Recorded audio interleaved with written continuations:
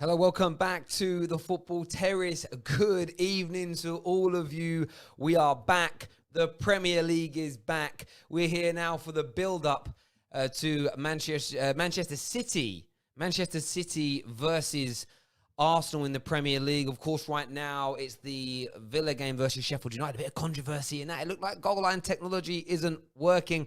Controversy is back in football. And we're absolutely buzzing about that. Not that there's controversy in football, but we're just happy that football's back. We're happy that you're here joining us. Do us a big favor and hit the like button. That's really important to us that you get that done. It truly is. Hit the like button. Please share this on all your social media platforms right about now. It'd be amazing if you can do that. We're here for the next few hours. We're here to talk football in its return and any other subject matters you want to speak about. The Skype lines, they are open, so if you want to call in via Skype, we will take your calls on that as well. So, yeah, that would be nice. If you want to come on and have their say, we'll have the starting lineups for you as and when they come out. We'll get them. Oh, there we go. We'll get them across for everybody as and when they come out. We really will. Everyone over on Hot Mic, hello to you. And by the way, if you're watching here right now on, if you are watching on social media YouTube, please go and get Hot Mic downloaded right now, completely free of charge. It's the best app to watch the game on. It really is. We want to see you over there right about now. My promo code's just there. You can see it on the screen. Get it downloaded. Get yourself across. TFT. Oh, look at that. We've got a call straight away. Let's take this call straight away here. Jason Conway, what's going on, my friend? How are you? Oh, I'm good, man. How you feeling about the return of the Premier League? Finally. I don't even know, What time is it now? 7 o'clock, just under like an hour left now. Yeah, just under an hour left. Teams will be coming out very soon, and we'll be putting them out sort of live on the air, as it were. So yeah, I'm really excited. I don't. Okay. Go on, mate. Oh yeah, I was just gonna say. I think Terrace a doubt, which is bad news for us. Because realistically, he's our only holding midfielder with genuine capabilities of holding a midfield and being good defensively. But I think, even though our recent, I don't believe this notion of this is a good time to play City, etc. It's never a good time to play City, considering our recent record. I think our last 8 games, they've scored minimum 3 goals against us. So I don't think it's going to be any different. However, I don't know. I just have a feeling that we're gonna. I think it's going to be a 2-2 draw, either 2-2 draw or 2-1 City. But yeah, look, City are the clear favourites. There's no doubt about it. City are favourites for this game. But it's interesting. I was reading an article today in the Guardian that talks about this being a defining couple of weeks. There's players coming back from injury, but there's nothing for them to push for. They've, of course, got a new assistant manager in who's not worked in England before. Also hanging over City is this court case. And I think this court case hanging over City is massive because there's this situation where there's a massive unknown in all of this. We don't know what's going to happen in that. We don't know if that's changed the mindset of any players, as an example. So there's so much going on at the moment. I think there's a genuine cause to say it's a good time to play City, but Arsenal have got to be at the races. When you look at your Arsenal team, who do you think is going to be in the starting lineup for you? I think we're going to go. Well, there's a difference to what I think we should go versus what I think Arteta's going to pick. I think he's going to go Bellerin right back. I think he's going to put obviously Leno in goal. He's going to go Luiz and Mustafi centre backs, and then he's going to go Saka left back. And then since Torreira's a doubt, I think he's going to go Xhaka, Guendouzi, and I pray he doesn't pick Ozil.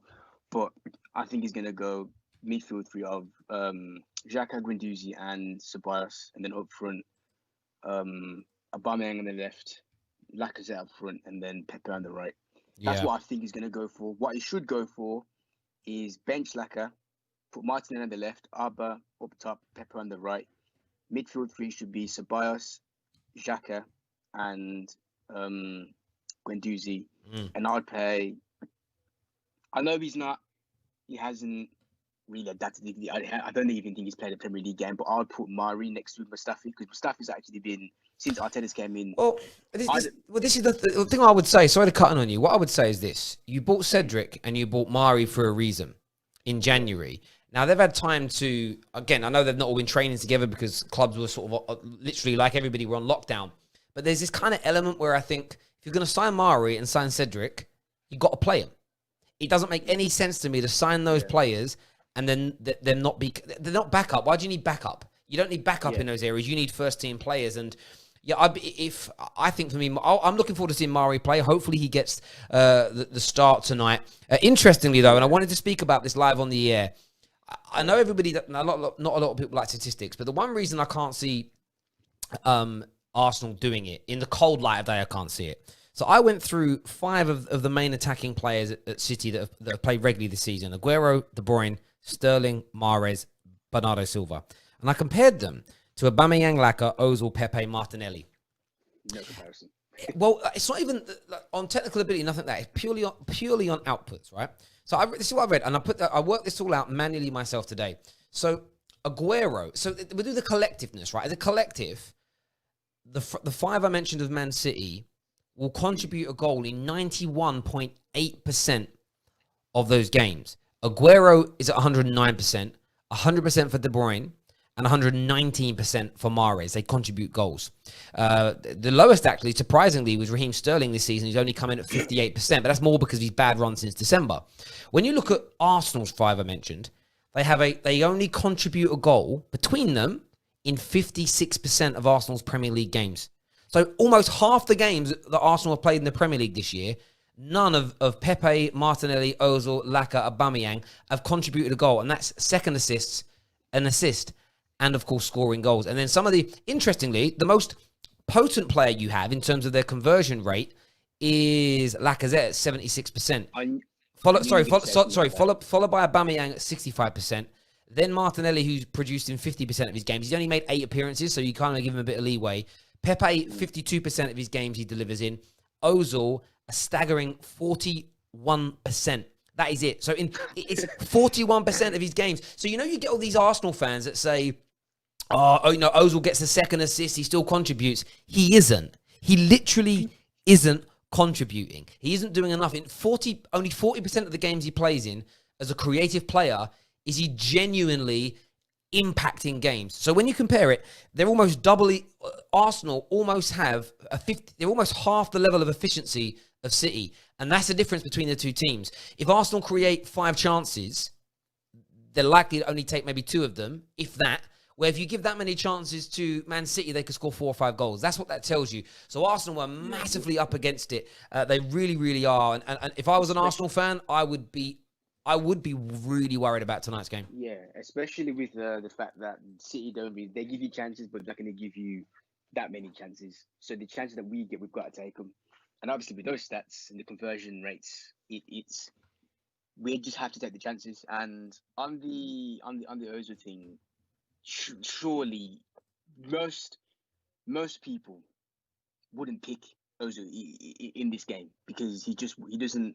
I mean, people slate Jordan Henderson. Like, I would pick Henderson in our midfield over Ozil because I know, forget all the typical he runs, but that in this case, in our case, we need someone who actually runs, puts in tackles, etc. Because he doesn't score goals, doesn't get that many assists, doesn't really do much. Yeah. No, mate. Listen, I totally get that. I really do. Mate, listen, Jason, we'll chat to you a little bit later on the show. Speak to you soon, mate. Take care. Yeah, thanks, man. Top man. Remember, we're going to be live after the game with the match, with all the goals back, and we're going to be doing live digital fan cams at the same time. So if you want to get involved, send me a direct message now. If you're an Arsenal fan, if you're a Man City fan, send me a direct message right now on socials. We'll get you on. Hello to a quib over here on Hot Mic. Please get that app downloaded as well. It's free of charge for you. Really supports the channel. Really helps me massively. And I really do need the support with it. If you could get that downloaded for us, that would be absolutely amazing. It really, really would. A few new people here have joined, I think. Get it downloaded. Get yourselves across to us. It'd be absolutely wonderful if you could do that. And I want your score predictions as well. I want to read these in the comments. You can get your super chats in at the same time. I want to know what you're thinking. I want to know what you're feeling. What's some of the comments here saying? Wow, that's shocking, is what Devil in the Details says. Danny, mate, it's true. And those are the level of stats I like looking at. Chances created are, they're good, but at the same time, they're just as flawed as any stat. Because if I pass the ball to the side by 3 yards and you take 3 touches, never shot from 30 yards, that counts as a shot assist. So I do look at it, the conversion rates, and I haven't done that analysis on anybody else, but we're going to do that before most games because what a save by Henderson there. It's for me. I look at it and I just feel that Arsenal's lack of potency up front is a madness. And when you think, right, and when you look at the fact that Arsenal fans raved about this team, Arsenal fans raved about the quality they were going to have up front. It is a worry. So maybe when we keep seeing all these links of, Aubameyang to move and Lacazette to move, maybe, just maybe, in Arteta's thinking is, I just don't have efficient strikers. I just don't have efficient attacking players. Maybe that's why he's looking at moving these people on. It really could be as simple and as straightforward as that. From a City point of view today, though, they might have Sane back, And I know a lot of people have been talking about Man United getting Pogba, Rashford back, Tottenham getting Son and Harry Kane back. But, Sane and Laporte returning for City is massive. And, we've had the dates come through today talking about when the Champions League is going to be back. And what's interesting about the Champions League returning is the fact that City have a great opportunity to build themselves up to be in picture-perfect shape. I think it begins sort of late July, early August, which is still feels like a long way away now. And by the way, I'd never want CV19 to return or anything like this to happen again. But what a great summer we're going to have of football. Genuinely, what a great summer we are now going to have of football. It's going to be absolutely tremendous. There's no doubt about that whatsoever. I'm very, very excited. I really, really am. Let's do some more of your comments here. Gary Willis thinks it's going to be 4-0. Does anybody else see it being 4-0? That's a push for me.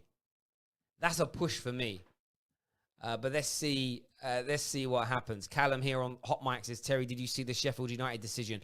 I did. I can't fathom how... Well, the technology hasn't worked. It's clearly had a glitch. And this is where I think VAR should come in and play as a foul safe. Check it anyway. I don't know. I didn't see on the screen them show us any... they normally show the digital enhancement where it shows goal, no goal. Maybe it didn't. Maybe it looked like it was over the line from the angles we've seen. I'd love to see the digital breakdown of that. But it certainly looked as dodgy as a £9 note. It really did to me. I watched that. I just thought, yeah, that don't feel right. That don't feel right to me. But we'll see what happens. Devil in the Details back with another. Remember, if you're a member of the Football Terrace, if you click the join button now and become a member, we'll read out as many of your comments as you can. They do take priority. If you give us a super chat, guarantee to read that out for you. Of course, we respect the donation massively. Devil in the Details says, been a while since I bet on football. Completely forgot I could do that. Do you know what? Remember, I won. Do you know what? I might have a little bet on tonight, because I won £52 on the Dortmund game the other day, if you remember correctly, with the last minute goal from Haaland. So maybe I'll go and have a look now. Let me log in. Let me log into my account. I'm not a big gambler. It's not really my thing.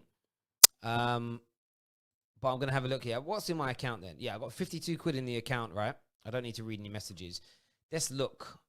I mean, that's not a bad bet right now, But look at see, that's where you can make some money if you like a bet. Right now, Villa are 13-5 to win. Sheffield United are 12-5 to win, right? You also got evens on it being a draw. Like if you thought, no, Sheffield are going to do this, it's shortened slightly to 4-9, but it's not a bad little bet. But let's click on the Man City. See that City are 3-10 on to win, which is beyond odds on. Arsenal though 15-2. A £20 bet would win me £150.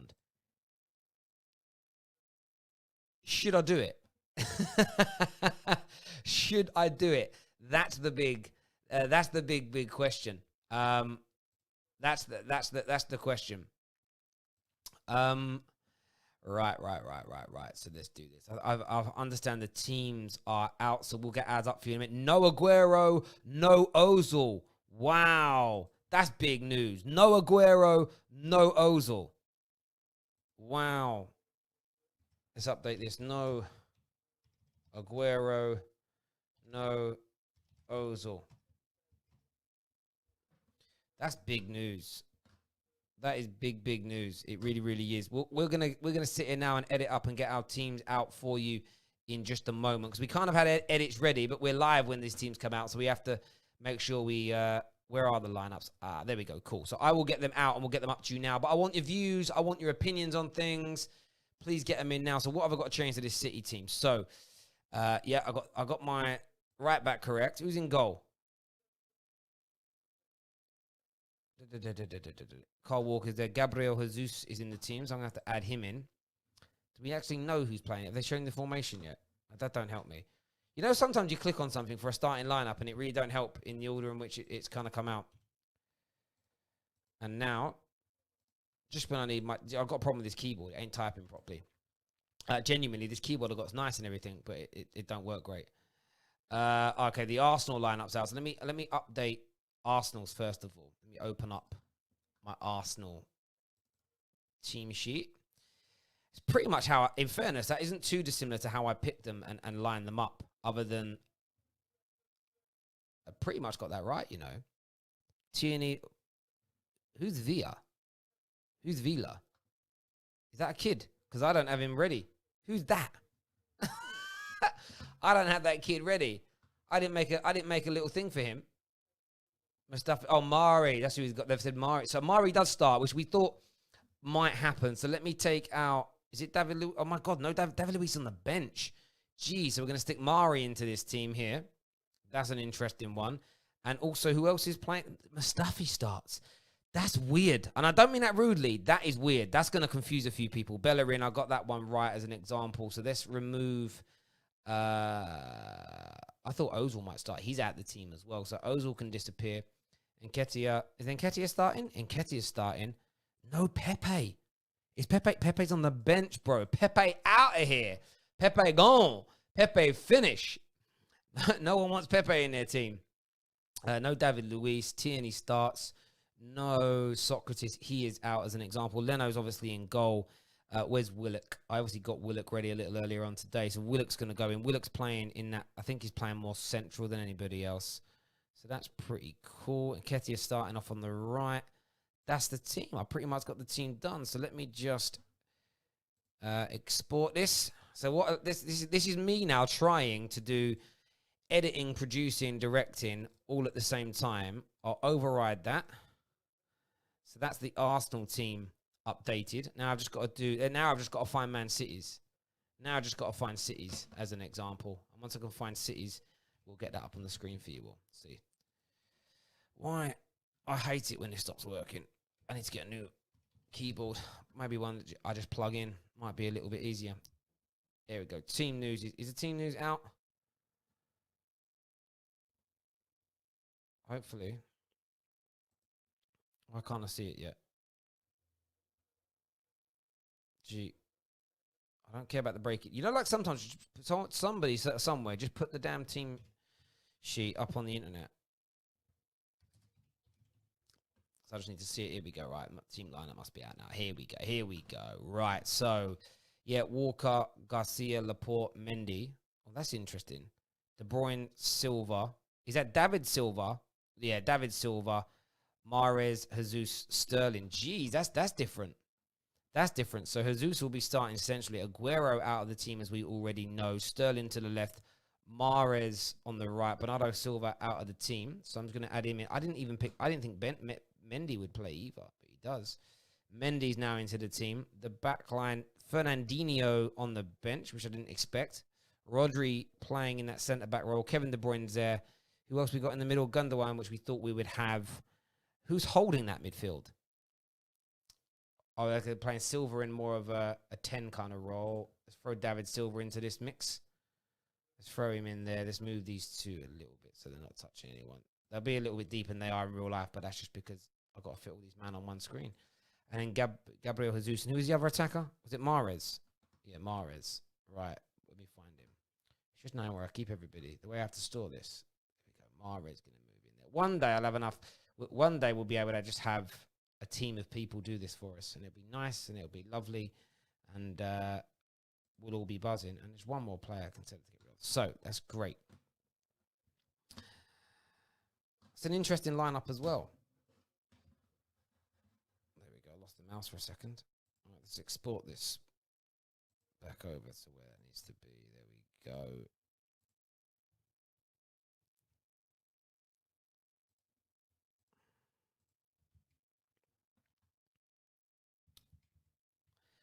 All right, so let's get this update. Let's go across now to the teams.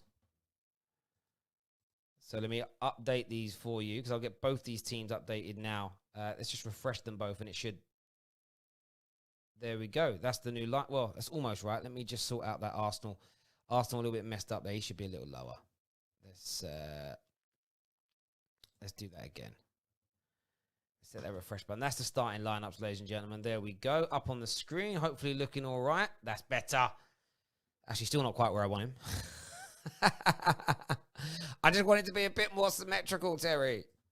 Sort your life out, son. There we go. That should be... Well, now when I hit the refresh button, should be perfect. Not going to see the City team again. There we go. Should be up on the screen for everyone to see now. Excellent. Only took about 45 minutes to do that. Hi, all. Someone here says joke team is what? Yeah, there may be. What do you guys make of the team now? You're up and you can see them. Let's go. Osman here says, let's go City. Let's go. It's 4-3-3. Aubameyang on the right, left. Oh, is that so? Nketiah starting through the center, is he? Do we know that for a fact? Okay, well, I'll move it. If that's what you think's happening, I'll move that over. I'll change that around and move them. Why is he? See, that's what's weird. Aubameyang starting from the right when he's a central striker. Let's see what happens. But, yeah, that don't feel so right to me. That don't feel so right. But I've refreshed that now, so you'll see. Yeah, we'll switch that around so you can see it, as it were. But they're the teams. They're the starting lineups for you all. Tyrone here, one of our members, says it's going to be peak for Arsenal. I have a feeling they are about to get battered. It would be a nice return to the Premier League, though, wouldn't it? To see Arsenal get a bit of a slap. Just a bit of a slap, like a little one. Like a little tickle. Like a little itty bitty tickle. Nothing crazy. You know, just a bit of a beat down to cheer us all up. It's been hard, you know. It's been hard in lockdown. It's been very hard in lockdown. A bit of a beat down would be good. Luke, you guys should be able to see that now. Callum, thanks for saying you love the content. I appreciate it. Everyone new to tuning in, that little promo code there is important. If you want to have real-life stadium sound effects, download the app Hot Mic. Watch this exact same stream there. Sync it with your television. Sync it with your streaming device. It's free of charge. There's no adverts, nothing along those lines. And when I tell you it supports us here at the Football Terrace, it truly, truly does. Please get that done. It's massively important. And what do you make of the new set? What do you make of the new graphic? Dan, our graphics dude, designed that all for us. It's amazing. And finally, if you want to call the show, the Skype lines are open right now. Skype for watch-alongs, as always. So you can give us a bit of a call. You can come on and have your say. If I could type that in properly. All that information is in the description below. Cheers, people, for liking that. Terry, if it's okay if tell you something new, you can tell me whatever you want to tell me, bro. You can tell me whatever you want to tell me. I'm open to stuff like that. So let's get it done. Let's get it done, ladies and gentlemen. Tell me what you want. And I think we've had a member. What's going on here? What's going on here? There we go. Let's update that title for a second. We've got Jason Conway who's going to be coming back onto the show now as well. We'll get Jason on in. Jason's going to come on in just a moment. Just bear with me a second while I update. She's really not working well tonight, my keyboard, which is...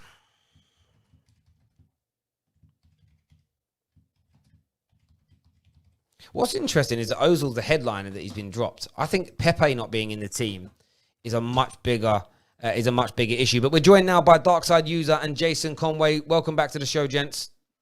Yeah, I'm happy with the lineup. This is what the only I think because Sky Sports showed it off, it's a 4-2-3-1 formation. So then it's Nketiah up front and then Aubameyang on the right. Yeah, we just updated to that. So do you know what I mean? If you look at my graphic screen right now, Arsenal are up 4-2-3-1 and 4-3-3.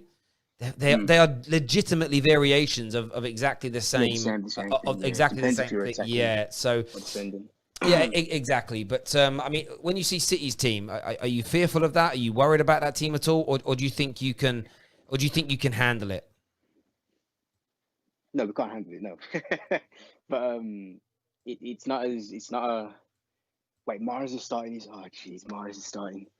I think the only thing that it's the fact that Aguero is not starting over. No, Jesus is starting over Aguero. Yeah, I don't think Aguero's I don't think Jesus is as intimidating as Aguero is, but it just comes down to. I don't know. I still don't see us coming away with a win, but it's not as strong as the teams. But at some point, Aguero will come on, and because obviously there's 5 substitutions per game, so technically starting lineups don't really they matter. But like you're allowing 5 subs now, so even if things aren't going well, you can literally just change pretty much half the team if you want to. If things do go wrong. And obviously, they've got better strength and depth than we do. Realistically, the only people we can bring on from the bench is Laka and Pepe off the bench. Those just not going to do it. Yeah, that's where they have a huge advantage over a lot of people. Is that strength in their squad and their strength in depth is astronomical. It really, really is brilliant. And I think that's where the top clubs. And I know that's different for you tonight because you're playing City. That's where the top clubs are going to dominate some of these smaller teams. For me, it's gonna be in the size of squads.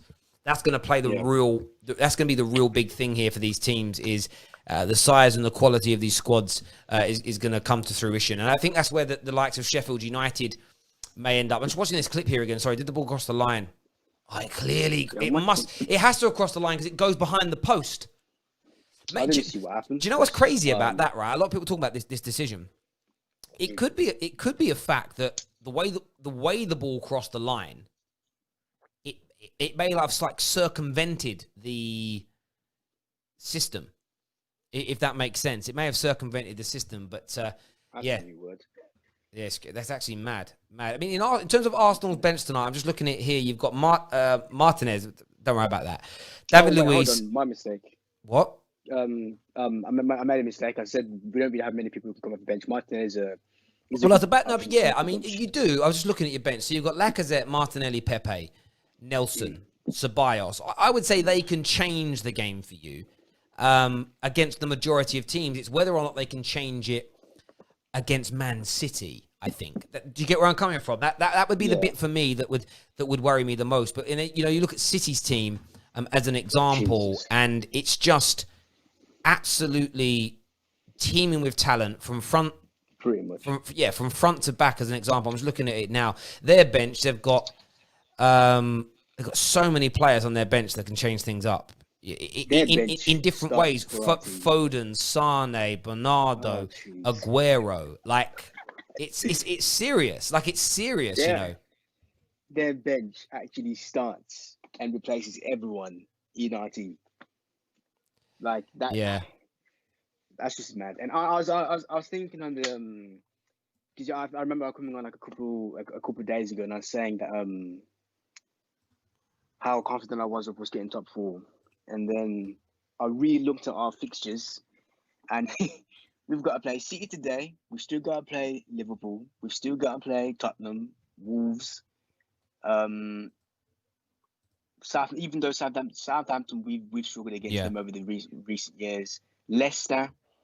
I'm not sleeping on Leicester because was it last year that they destroyed us at their place? Well, it was this season. It was this season. It was back in November. Yeah, absolutely. Oh, jeez. Yeah, and that's the thing for me. That's the way. If I was you, that's how I would be focusing upon this game.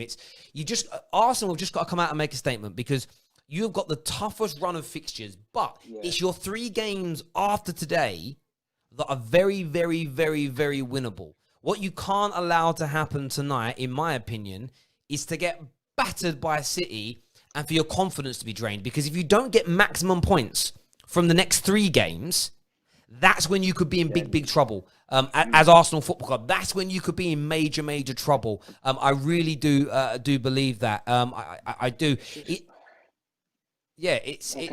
No. It's just that's it for me. That from my point of view, that's the way I'm looking at that. If I'm an Arsenal fan right now, these next couple of games, these next 3 games are important, and you cannot lose confidence by getting yourselves absolutely battered today. Yeah, I mean, I don't even know. I've got so much to say, but there's no words to put it in, because I'm not confident today. I'm not confident top 4. Someone came on I think it was yesterday, who said I think it's good if Arsenal miss out on Europe in total, because our run of fixtures, I don't want to be in the Europa League again.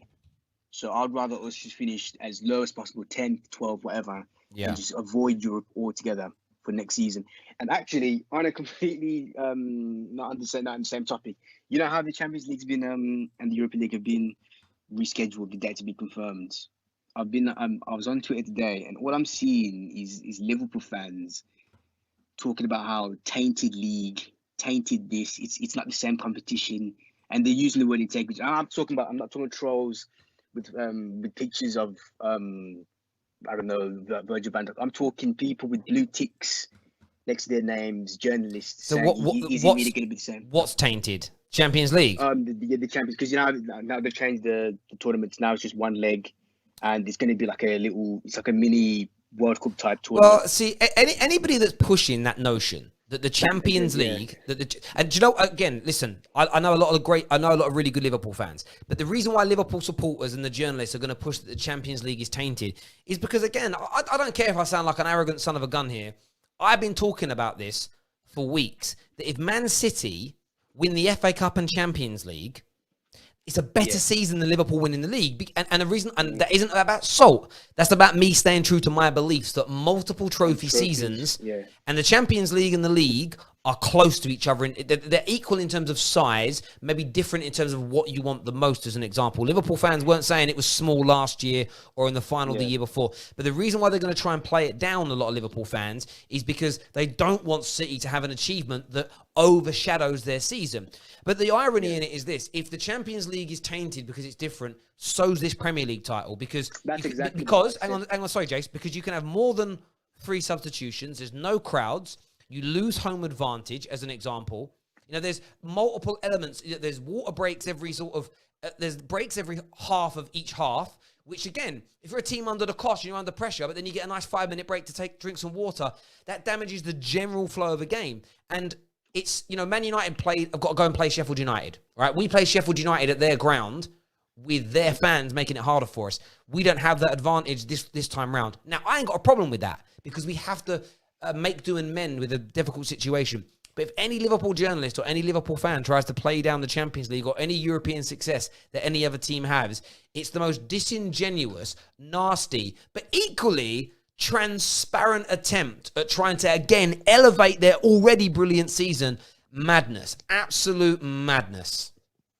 And literally, that's exactly what I said about the subs and the no fans, and it was, and some of them. One of the guys, one of the journalists said, he even said in his reasoning when he was tweeting people were saying how if Liverpool won it, there should be an asterisk next to their title. So surely there should be an asterisk next to the Champions League.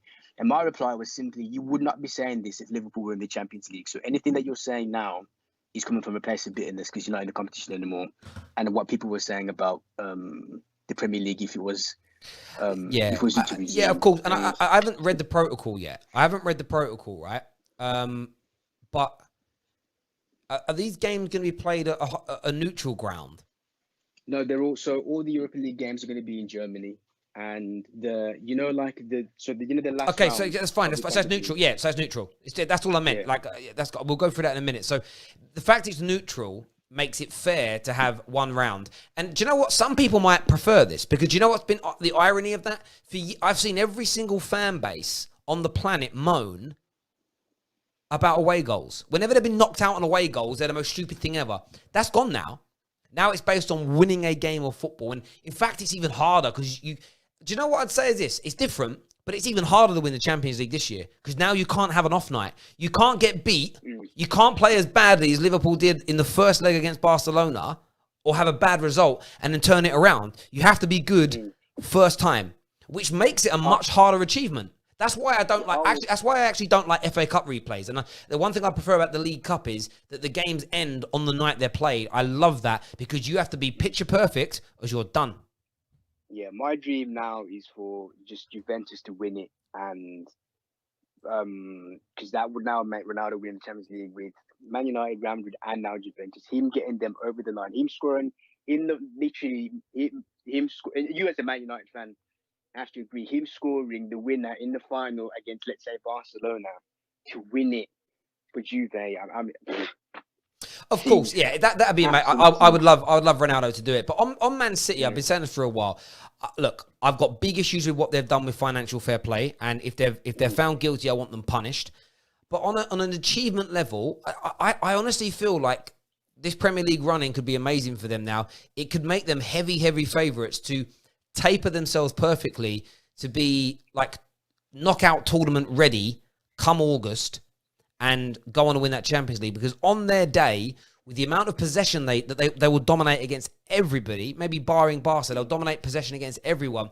They have a great chance. They have an absolutely brilliant chance of winning the Champions League. And look, the reason I'm backing City in terms of it's not tainted is because I was one of the backers of Liverpool saying that their Champions League victory, if they get it, also wouldn't be tainted. So I can't sit here and hypocrisize myself and try and put City down in the same way that I defended Liverpool. For me, that wouldn't be right. It wouldn't. But Jakes, listen, I appreciate you coming on, having your say again, mate. We'll chat to you again soon. Yeah, thanks, man. Top man, take care. Listen, anybody else wants to call the show, call the Skype. We've got Dark Side User coming on now. Dark Side User, welcome back. What do you want to say, bro? Dark Side User, speak up. So he's not there. Sorry, I can't just keep the lines open for that. Just speak. You're calling. Right, he's calling back. Hello, buddy. Hello? Can you do me a favor? Can you turn your device down in the background, please? Yeah. Dark Side User, you going to speak? Hello, mate. Can you hear me? Yeah, I can. Do me a favor. Can you turn... Yes. Can you turn down your device in the background? Yeah, sorry. Dark Side User, you going to speak? Yes, mate. Yeah, I can. Do me a favor. Can you turn... Yeah. Yes. Can you turn down your device in the background? Yeah, sorry, mate. Let me just come out the way. Yeah, I'm still here, mate. Yeah, lovely. What do you want to say, bro? Can you hear me now? Yeah. What do you want to say? Yeah, I'm just, earlier I was watching one of your videos and I was talking about the Newcastle takeover. Yeah. And I agree with what you're saying, but the one thing that concerns me with the takeover, correct me if I'm wrong, is it the Saudis who are taking over Newcastle? Well, it's a member of the Saudi royal family is, and of course, some of the money that's involved in the investment fund is connected to royal money. But there are also Brits involved, all types of people in the consortium that are buying it. What's your point? Well, what it is, basically, there was that journalist who was murdered. Yep. I don't know if you was aware of that. I think it's about 2 years ago now. Yep, completely aware. Yep. Well, and that's the reason why I have that gripe, because they are linked with that murder. So you bring in somebody into the game who's linked to a murder. Yep, I get that. But from the Premier League's point, from the Premier League's point of view, has he been proven guilty? And that's not true. He hasn't. That's my whole argument. But he hasn't been proven guilty, so they can't hold it against him. And I'm not saying he didn't do it. I'm not saying he did do it. Until he's found guilty, the Premier League can't say, well, I'm not going to give you a job because there's been an accusation made. Legally, they're not, I don't think they're allowed to do that. You know? So it's one of those things for me. It just doesn't... Yeah, that's it. And I think you can link rich people from all countries. There are people that sit there and say, well, this guy owns 20% shares in Nike. Nike have sweatshops in certain parts of the world that has led to those children being mistreated in dirty factories and they've died. And that's not murder in the same way, but you can connect anything back to ill practice. And unless we're going to make a definite, one sec, mate, unless we're going to make a defined rule, for me, it's not even a conversation to have. Unless we're going to make defined rules around things you cannot be involved in, industries that owners can't come from. You know, you can't, unless we make a rule for everyone now. I don't like getting into these conversations because it's too murky. There's nothing tangible about any of it. But mate, listen, I appreciate you coming on and having your say. Thank you. I'm not really one to want to try and get into those conversations. Another call here. Hello, welcome to the channel. What do you want to say about Man City versus Arsenal? Hi, Terry. Hello. What do you want to say? I wanted to talk about. Are you watching the Aston Villa and Sheffield United game? It's on, yes. Right. Have you heard what happened in the first half? I've seen it, yes.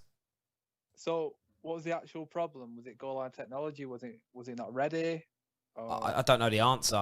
For me, it looked like it crossed the line, and the goal line tech didn't pick it up. Do you think it was a goal? It looked a goal, but what they haven't shown, which is very strange, is they show that the Hawkeye angle. They haven't shown us that, which tells me they've messed up. I don't think they're prepared. That's what I was saying in the comments. And, maybe someone hasn't turned it on. Maybe literally someone's, God, we didn't press on. Plugged in, they forgot to plug it in. You know, they've been that focused on other events. Just typical, isn't it?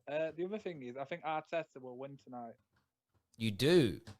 Why? Yeah, tell us what. Go on, you've got to elaborate on that. Why do you think he's going to win? Because it's like the master, you know, the apprenticeship has become the master now. Obviously, he's had a bit of time to work with us. I'm not saying they're as good as City, obviously. City take a few games. A lot of players. Laporte going to play tonight. Is Sane going to play tonight? I just think Arsenal have got a point to prove. They were looking good before the season, you know, stopped. But yeah, I just think he's been studied. It's like Ollie. It's like Ollie. If Ollie ever took on Alex Ferguson, I know it will never happen, but he's been studying him and, you know, he's been his assistant for the last 3 years, so he knows his weak points and everything, in my opinion. Yeah, I mean, I get that. There is that element of, you know, the student versus the teacher as an example. It's just difficult to look. It's the quality of players that could be the issue here. But maybe Arsenal are going to be one of these teams. Where I would make a case for them is maybe they're going to be one of these teams who benefits from there not being the pressure of the crowds watching them. We've had Pav join the call. Pav, what do you want to say, mate? Pav, you're on the air, bro. People are supposed to answer. He was on the air. I get really confused sometimes. People call, I answer the calls, and then they don't speak, and then they hang up. I still connect. Sorry. Pav, you there, mate? Pav. Jesus Christ. Pav, are you there? Yeah, I'm here, mate. I'm here. Oh, geez, there we go. Cool. Honestly, I don't know what's going on with the callers tonight. What do you want to say? What's on your mind? Yeah, I was just obviously, I've only just joined the video, your live stream now, so I don't know if you've talked much about it already, but the Arsenal's lineup. No, yeah, speak. We're here taking calls on Arsenal, so speak up. So what you want to say, mate? So I don't know what Arteta thinking. Like, there's a lot of young talent on that lineup for Arsenal. You got Saka and Nketiah and Willock and Aubameyang up front. Now, I'm not sure what Arteta's thinking, but is he thinking like young and fitness? Is that what he's thinking about? Like the younger players might have more fitness and things like that. But then I don't understand why he's not playing Pepe. Like you would want a good City, you would want to use your best players. So I'm not sure what Arteta's thinking about with that lineup. I don't think it's strong enough at all. I literally think they're going to get over. Yeah, I mean, where I would. We don't know what's been going on in training. We don't know who's looked good in training. So there may be an air of merit that's gone into this team being picked. But when you look at it, the news are making a big deal about Ozil. I mean, Ozil's not involved at all. Not even on the bench, which I think, Lee Gunner's going to be buzzing about that. But for me, the biggest surprises that are missing out, Pepe not being in the team, I think is huge. David Luiz not being in the team, I think is huge. I mean, when you think Mustafi has been picked over David Luiz, maybe that's got something to. Interestingly, who were the three players that made it? Was Lacazette, Maitland-Niles, and David Luiz, who were awful in that friendly the other day, and are all out of this team. So maybe, just maybe, that's playing a big part in his mind. Maybe he's just not been happy with them since the return. We can't put words in his mouth, but yeah, it is a much weakened side. It absolutely is. I don't think that the pairing of Guendouzi and Xhaka work. I believe in the past, I think Arsenal games that haven't really worked. I really think he should have played Ceballos there with what's his name, Granit Xhaka. But I don't know. But like I said, I believe that maybe in half an hour that team's gonna get run over. He's gonna make changes quick. That City team there is just gonna run all over Arsenal. Do you think it'll be that damning? Run all over him? Do you think it'll be that? Like, do you think it'll be a sort of an early onslaught from City? I do. Like I said, you got Sterling, Jesus, and Mahrez up front for City, and then you've got De Bruyne, David Silva, and Gundogan. And I can't apart from Saka and Aubameyang, I can't see Willock and Nketiah doing anything. I don't like their ball recovery. The only thing that they might do is actually run and help the defence, but I don't think they're actually going to make an impact at all. And when as well, it hasn't really been that good. So I'm getting a bit of echo and playback there, but yeah, it's certainly going to be interesting this evening. I'm very, very excited about it to see how it actually to see how it actually ends up sort of panning out, as it were. We just don't know, as we say. I think the biggest thing for me is the efficiency of the attacking lines here. By the way, we know Arsenal leak goals. They leak like a broken fridge. We already know this as an example. But for me, the 91.8% efficiency of the attackers, and I didn't even include Gabriel Jesus in that as well. If I was to look at him now as well and add him to that mix of attackers that they have, I'm just waiting for my screen to load back up because everything's running well slow tonight. So, why is that so slow? Bear with me a second, ladies and gentlemen. Just bear with me a second while I wait for my screen to catch up with the rest of the world. By the way, if you're over there watching on Hot Mics, thank you. Please make sure you're sharing this on Hot Mic and everything else. It'd be amazing if you could. But yeah, everything's loading at the pace of a snail right now, which is maybe because I've got about 20 things streaming at once. Let's have a look at Jesus, who's starting, and see whether that changes things. And we'll look at it. We'll look at this season, so rather than his whole career in the Premier League as well, because that's where we're at. So if we look at Gabriel Jesus as an example, 10 goals, 2 assists so far this season. I thought he'd have scored more than that. It's interesting, really. People rave about him. No second assist, so that's 12 in, and we'll work out how many games he's played now. So that's 1,462 minutes. We divide that by the 90. So that, no Aguero. Hang on That's a second. brilliant. Yeah, I mean, it's Aguero. The thing with Aguero is, I think Aguero might leave at the end of the summer. As he's played this is the thing. He's played 16.2 games, right? So you've still got 12 goal contributions divided by the 16.2 games that he's played. You're still looking at an efficiency at 74%, which only puts him 2% behind Lacazette. So literally, like the quality of Man City in comparison. It is absolutely spellbinding. It really is. Comment here says Gabriel Jesus is the Brazilian Hernandez. Yeah, I get that. There's an element of truth in that. There's no doubt at all. But so you think, yeah, I don't know. It's interesting because we've got another caller on the line who thinks Arsenal could do it. Are you gonna speak, bro? Hello. Are you both there still? Or you gone? Oh, yeah. I'm here. Yeah, sorry. Yeah. No, You, bro. see it on the You. screen. Like when you're talking, but obviously, I I know. thought I was disconnected a minute ago. Can you still hear me? Yeah. No, we didn't hang up. We Well, added. Yeah. Just quickly before I let you go, I think Arteta will know the players as well with City, obviously working with him. So I think he'll be able to shut them down. I think it'll be a draw, me 1-1. There we go. Why do you think that Ozil hasn't even made the bench today with obviously a bigger bench capacity? It's rubbish. Well, like one of your highest paid player doesn't Like make Sanchez for us. There's clearly something else going on. It's all about money. Like you're telling me, like he gets accused of apparently not taking a pay cut and things like that, and then Charity work with that. did he even play in any of the friendlies? I don't even know if he played in the friendlies or not. Well, no, I don't know those answers. Look, for me, Ozil's done. Ozil's done at Arsenal Football Club, and Arteta, he was already being frozen out by, I can't remember his name now, Unai Emery, and he's going to be frozen out more. He's on so much money. He's ineffective. 41% as an attacking creative player. 41% of his games he'll create or score a goal in. That is piss poor. That is piss poor at the elite level of the game. You know, when you look at the fact that Martinelli is a kid and he's at 50%, as an example, when you compare him to his contemporary, Kevin De Bruyne. Kevin De Bruyne at Man City is coming in at 100%. You know, Mahrez, I know that he's slightly wider, 119%. You know, Raheem Sterling's had a really bad 6 months. Well, 3 months, because obviously the season was suspended. He's still nearly 20% better, 20% more efficient. That's why Ozil's not involved. He is so average now. I don't care what he did before. We know how brilliant he was. Ozil now is average. And any Arsenal fan that's denying that is off their nut. And they keep talking his BS. Oh, the second assists. He has got 4 second assists this year. You know, but Bernardo Silva has 3. Mahrez has 6. We looked at Pereira at Man United has 3 in the Premier League. So it's not as though he's got 12 and he's like light years in front of any other player. He's in the ballpark. He's just there with everybody else. It's standard.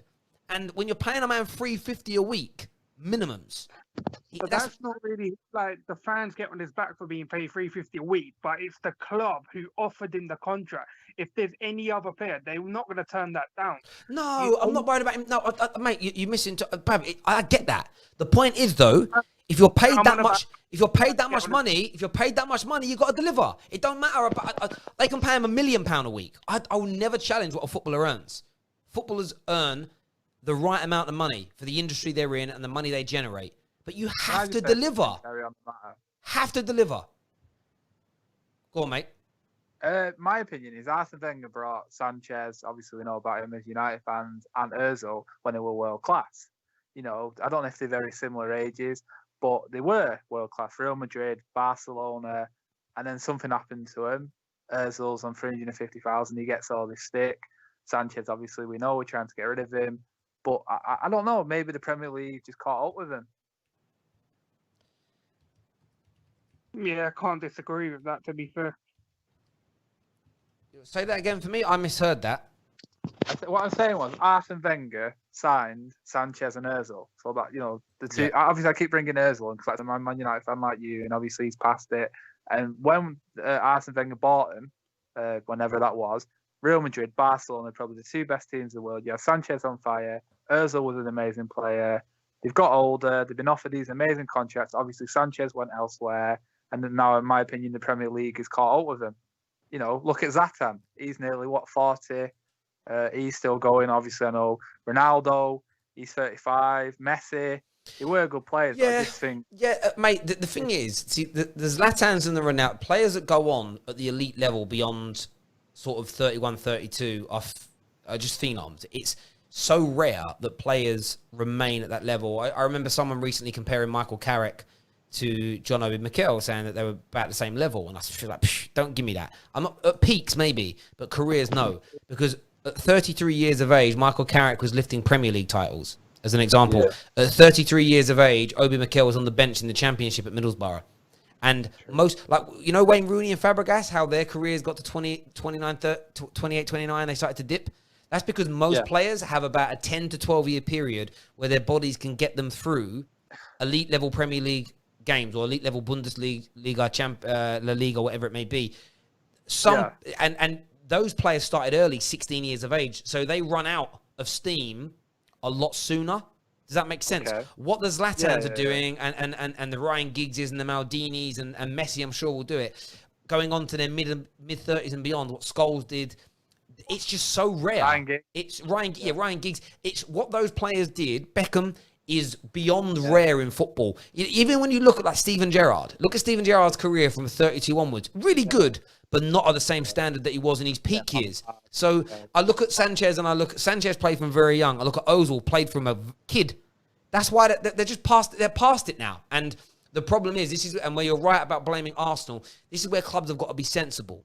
Because if you've got to judge it right. And Man United made the mistake when Moyes came in of giving Rooney a new deal. Now, I didn't realise. I was like, no, he'll come good. He never did. I was blinded by my love of Wayne Rooney. But we gave him a massive deal at $350 a week when he was past his best. Now, that doesn't undo his legacy. It doesn't undo all the brilliant things that he's done, like some fake Man United fans tried to do.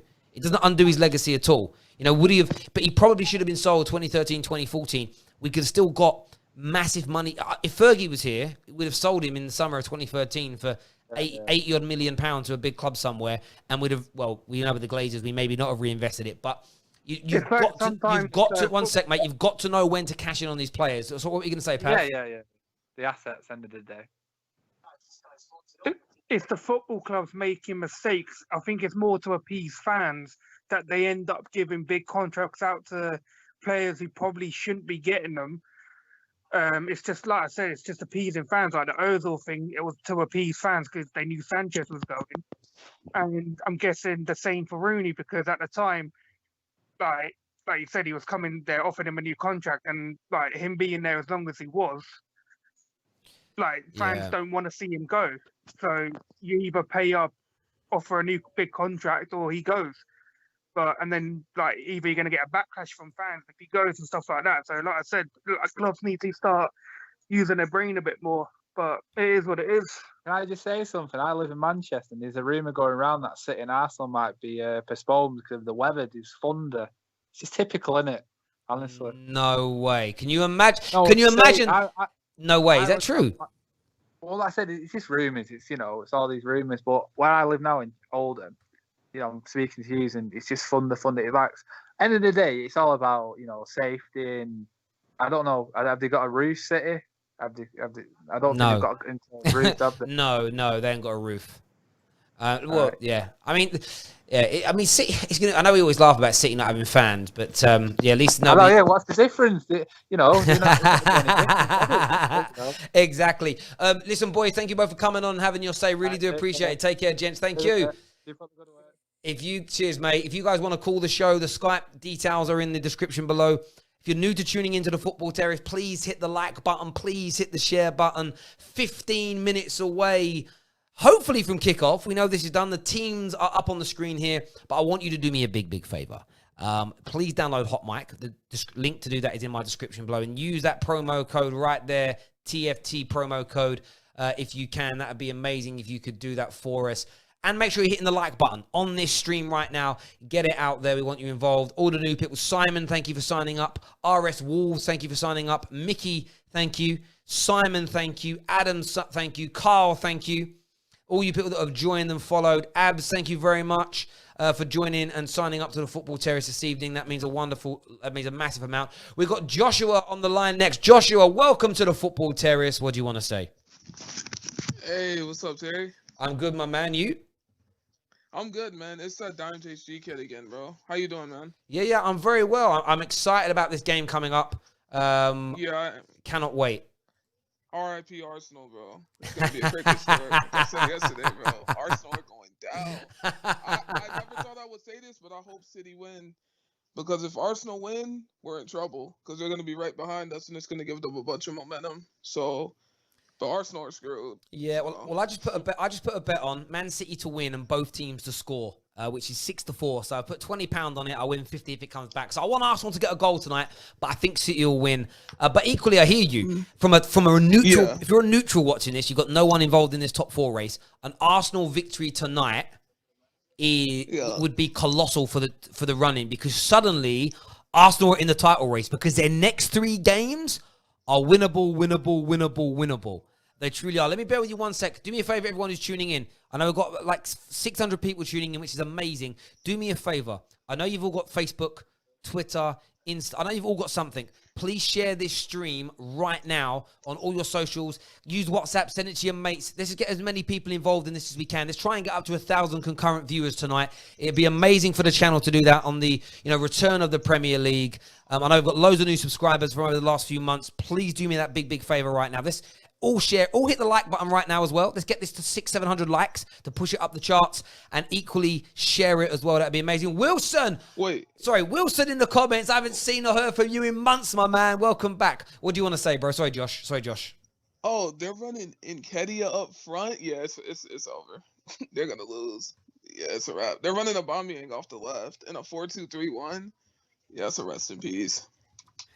Yeah, that's just it. See, I never understand doing that to Aguero. I find it so strange. Man. Do you get what I mean? I never understand why they do that to him so often.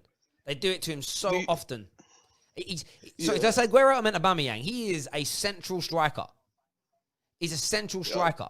I can't fathom. I literally can't fathom it. Why?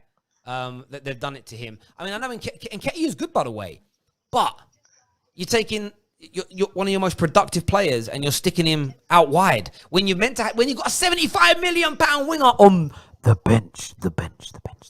It's crazy, That's bro. what Arsenal do best. It's crazy, Banter bro. FC. It's crazy, Fucking bro. Yeah. So honestly. So what was your score prediction again? What do you think it'll be? It's gonna be 6-0. I'm telling you, it's gonna be a blitz. It's gonna be a drop off. De Bruyne hat trick. Aguero will probably come off the bench and score. It's gonna be a beat down. I don't see where they're gonna score. Nketiah, who? Never heard of the guy, man. Well, I know who Nketiah is. He's a very talented young striker. He is a talented striker. We had a comment here that says from Tom Darby, who thinks it's going to be 4-1 to Arsenal. Come on, man. No one can truly believe that. 4-1. That's wild. I feel I can't see that. It doesn't make any sense to me for that to be the case. George Floyd here thinks that it's going to be 2-1 to Arsenal. Who else we got in here? A few people think you're baked. 7-0. No, a few people have said that you sound like you're baked. Oh, yeah. Nah, man, I get that a lot, bro. I'm just really tired. I think it's the American accent as well. It sounds American. Yep. So that kind of slow. Wait, it sounds like they're from California or somewhere like that, like a beach town. No, I'm from North Carolina. Are you? Okay, cool. Bad with accents then. We've got another guy joining the line now. We've got Tom joining. How you doing, mate? Tom, you there, mate? Weird. I keep accepting these people on this call and then it kicks them off straight away. It's really, really weird. A few other people here saying RIP to Arsenal as well. Is it going to be that bad for them tonight? That's the big question. It could be. It could be. We want your comments. We want to know what you're thinking and feeling. What's your thoughts on City's team? Of course, a few little surprises in there. That team is ridiculous. De Bruyne, Mahrez, Jesus. I thought Aguero would start over Jesus, but you know how quality he is, so that team is dangerous. That's a dangerous team. But we beat them this season, so. But you know, Arsenal don't have this firepower that we have. They have Nketiah and Aubameyang. So I mean, Aubameyang might ruck up. I don't know. Hopefully they get battered. Yeah, if Arsenal win, it's over, bro. They're gonna get top 4, I think, because they're gonna kick on. Well, that's why I want Arsenal to lose tonight. That's why officially I'm a City fan for this next 90 minutes because, and I have to be. I literally have to be. The only thing I am looking forward to is the fact that when I look at Mari, and I look at Mari because he is, I've got shares in him on the Football Index, and so if he comes in today and does well, he was very cheap when I bought him. I bought him for pennies. So if he does really well now, that will elevate me nicely. But looking at the league, so Arsenal are sitting 9th at the moment. If they win tonight, they jump up to, on goal difference, they'll jump up to maybe, they could, it depends on the score. They could go as high as 7th, but likely 8th. But they'll be on 43 points with 5 behind Chelsea. But it's the next 3 games after that. The 3 games after that are so winnable for Arsenal. It's unbelievable. They will be playing Brighton, Southampton, and Sheffield United. If they win that tonight and then those 3 on the bounce, you're right, Arsenal could be in the mix. But they have to, the most important thing for me is to ensure they don't get battered tonight. If they get battered tonight, if they get slapped up, I think they could finish 10th. I literally look at the game And I look at it in that way. They could literally finish 10th. It could literally be a case of finishing 10th if that happens. And I know Arsenal fans don't want to hear it, but we only talk facts here. We only talk the truth. We're going to try and add Tom to the call this time and see if it works. Tom, you there? So I'm pressing the call merger, and it isn't working, which is very strange. I did that earlier to people, so I'm calling you back, Tom. Stay there, Tom. Hello, Tom. You can hear us, mate. Hello, mate. Hey, how's it going? Yeah. What's your thoughts on the lineups tonight? What's your score predictions for the game? Oh man, come on, Arsenal. I mean, it's actually going to be bad. I'm not going to lie. I should have wanted them to win because I'm a Liverpool guy, so it's we can get this thing wrapped up as quickly as possible. But after seeing like the lineup, like what they have compared with what City has, it's like, come on now, it's going to be done. I mean, hopefully the win, hopefully, but it's going to be bad. I mean, it's going to be bad. Yeah, really, because they have what? They have Sane. They have Sane on the bench. They have Sergio's on the bench as well. Oh my God. Yeah, it's Who do Arsenal even have on the bench? Who Ozil? Well, they got Ozil is out. They have Pepe. I think they have Pepe is there. They have a lack of threat. Lack of threat, baby. Lack of threat, baby. Yeah, shout out to my boy Neeks. Shout out to my boy Neeks who coined that phrase, bro. Shout out to my boy Neeks. Yeah, it's going to be interesting. Obviously, we know that they're going to be taking a knee just after kickoff, which is absolutely right. I don't even think it's just paying tribute to the sad passing of George Floyd. It's everything else that goes with it, and supporting the Black Lives Matter movement is great. It's great to see. Can I ask you a question as an American from North Carolina, which of course has had its issues in the past? When you see all these associations, football clubs, celebrities making these points about Black Lives Matter, is it something where it's great lip service, but you actually want to see them take real action the next time an issue happens, and equally have more black and people of different, multicultural people and from different ethnicities sitting on board level decision makers within the game? Is it important to add that to really tackle these problems? Yeah, I think so, but I mean, you brought it to my attention. I mean, that's crazy. There's no black manager in the Prem. There's no black business owner. I didn't know that until you brought it to my attention the other day, and that's crazy. But I'm not really that surprised. As a black male from North Carolina, I mean, it's nothing's really happened here too insane. So, I mean, I don't know how it goes on in the UK. Maybe you can let me know. I don't know how it goes on over there. So yeah, I mean, here it's one of those things for me. I don't think our issues are as deep as they are in America, but they're here. They're here still in the sense of there's not enough representation at the highest levels of workplaces. People are still discriminated against, and they have to do a lot. And that's why I think what happened to George Floyd has triggered this as an example, but it's deeper than that. It's about, as we say, giving people representation. It's about people getting fair and equal opportunities for jobs. And we had Michael Richards was on Sky earlier talking, and he said, look, he doesn't. He spoke for himself, but he says he and black people don't want to be given jobs because of the color of their skin. We want to be given the opportunities to apply for jobs. We want to, and then he also said that we have to then develop better equity in ourselves to go out there and know we can get these jobs. And you can only do that by everybody pulling in that same direction. So it's it's one of those things. There's a hell of a lot of work to do, and it's great that everybody's making a stand, but talking is one thing, actions are another. So it's let's see how things progress and move forward. But it's one of those things for me. But here we go. Arsenal now coming out in their. They look black, but I've heard these kits are actually a dark. Oh yeah, you can see it on the camera, a dark blue. So Arsenal now walking out onto the field of play. Gents, listen, I appreciate you both coming on. Maybe call at halftime, so we'll have a chat about the game. Or if any major incidents happen, call anytime during the game and we'll chat, boys. All right, take care. All right, man. All right, bye-bye. All the best. Bye-bye. Yeah, anyone can call at any point in the game to come on and have your say. That's what we're here for at the Football Terrace. We are literally a live football chat room. This is what these streams are for. This is what these streams are about. Do me a big favor as always. Hit the like button. Hit the share button. Please, it's so important for us to get that done. It really is.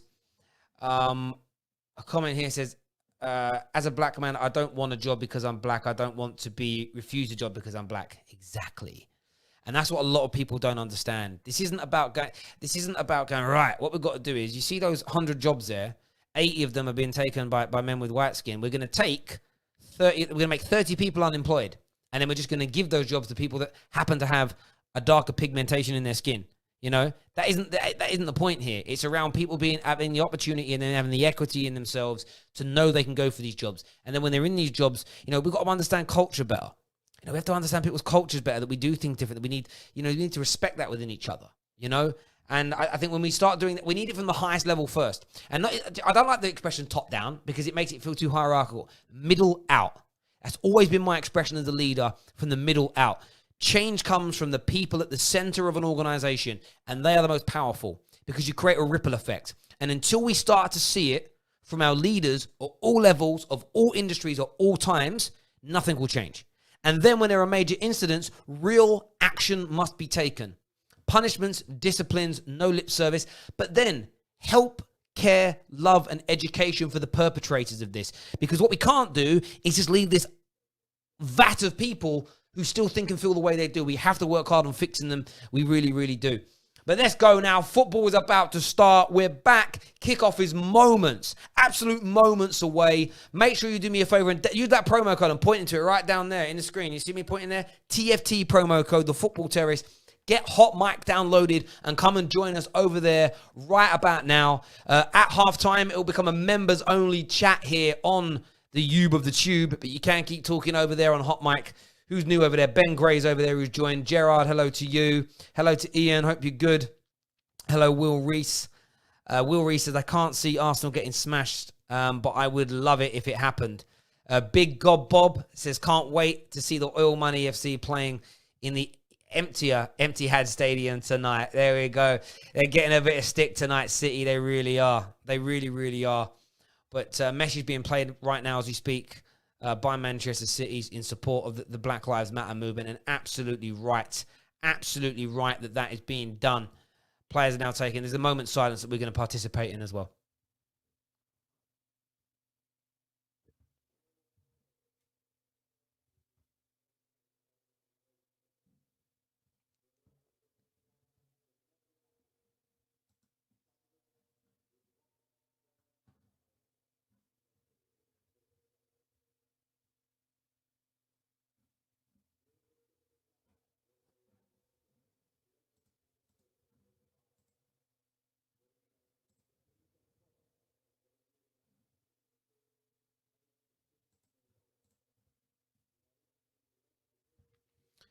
We're about to do a minute's silence here for everything going on with COVID.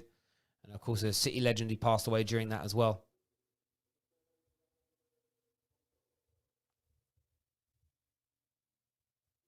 No, it's not started yet. We'll be starting very, very soon.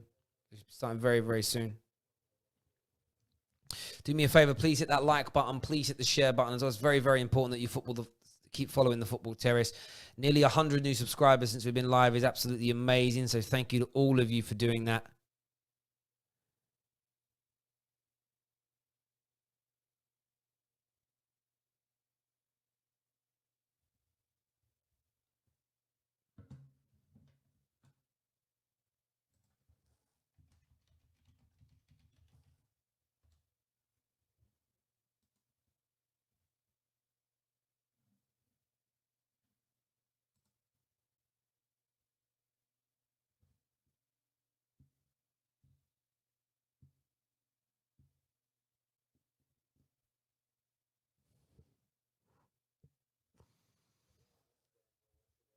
And there we go. Minute silence is over. About to kick off now. Just we're slight delay to this, but no one's going to mind. The rain is coming down. That means that ball is going to be moving so quickly. So quickly. It really, really is.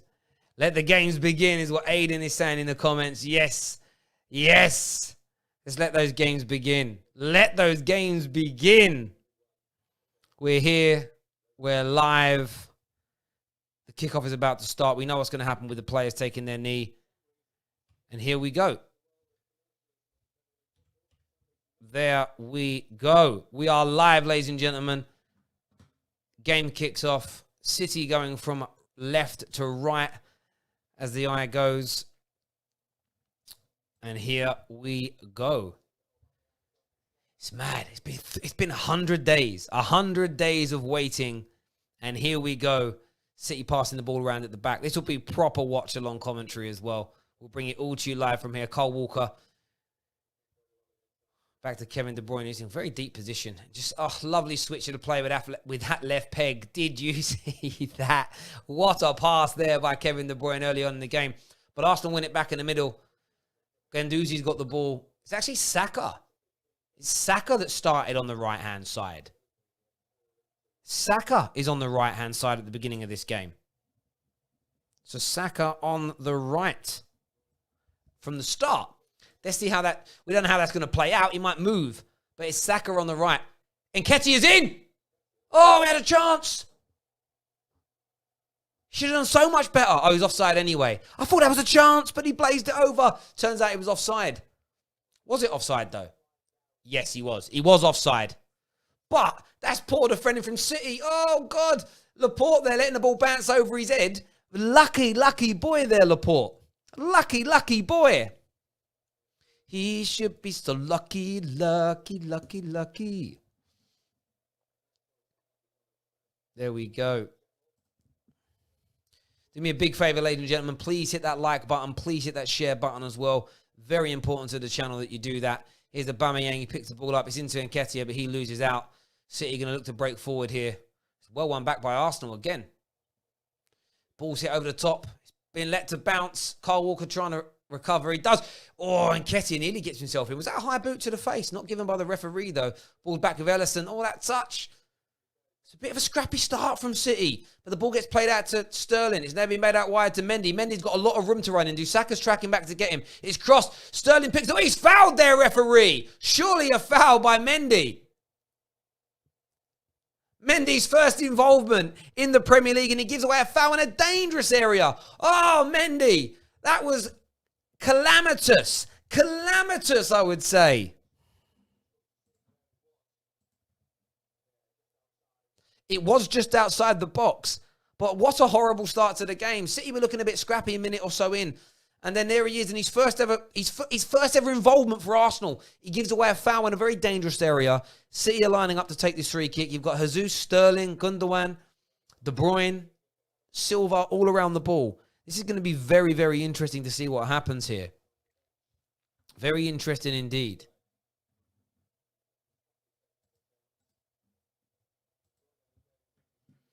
Looks like Kevin De Bruyne is going to step up and take this. 100% goal contribution to game ratio in the Premier League this year. Can he keep that moving forward?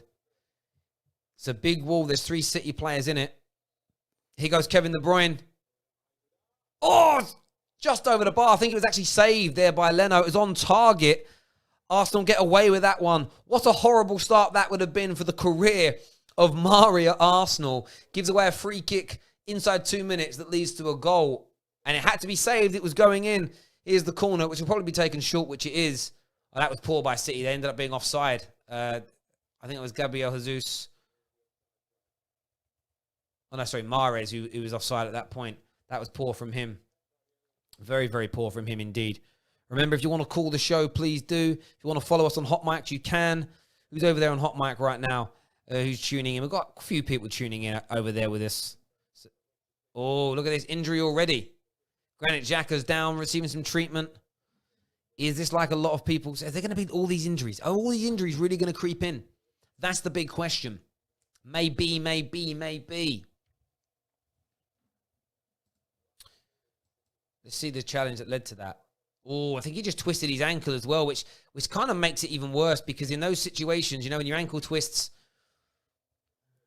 Arteta's lost some weight as well, you know. Man's looking trim, bruv. Looking trim. Get your super chats in. Hit the like button. Please download Hot Mic now and come and follow us over there. Please. Man United really caught a break early with Sheffield getting robbed. Yeah, do you know what, Daniel? You're absolutely right. I didn't even think about it in watching that game. A great opportunity. A great opportunity for Man United to capitalise and push themselves beyond. You know, that game in hand now is gone. It's over. It's finished. And it puts Man United now not in a driving seat for a top 4 place, but it cements us into that 5th position. It looks like there might be an early substitution here for Arsenal. Granit Xhaka looks out on his feet here. It might be Ceballos who comes on. It looks really bad, though. They brought oxygen out. Oh, Danny Ceballos, man. Look at that top knot, bruv. No one's been having a haircut. No one's been having that haircut, you know. I see some more of these comments here.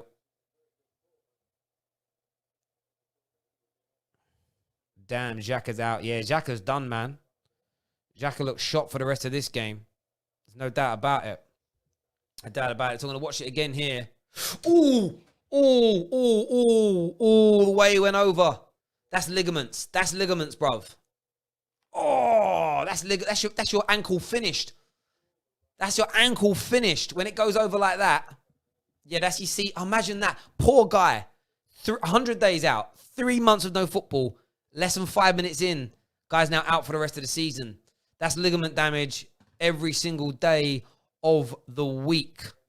Ouch, ouch, ouch, ouch, ouch. It really is painful, that. It really is painful to see. Let's do some more comments here. I'm totally behind Arsenal. Listen, I'm a City fan tonight. I don't want to. If Arsenal win tonight, it's going to propel them into this top 4 race. And I don't want that to happen. I can't have that happen. I can't have Arsenal in the top 4 race. Mohammed here in the comments says it's going to be 2-1 to City. It may very well be. Remember, you can, if you want to get your comments read out, get us a super chat in. You can become an official member of this channel if you're new to it by clicking the join button right about now. If you don't know where that join button is, what I'll actually do is put a link in for you to become a member. We've had some new guys sign up today. Actually, we had 3 or 4 new people sign up today, which is amazing. If you want to get involved with the channel, if you want to become an official member, you can do. Remember, we also have official emojis as well. Let me show you some of our official emojis here. We've got an Arsenal badge if you're an Arsenal fan, so you can have that one as an example. Arsenal done really well. They nearly got themselves into the box again. So you got the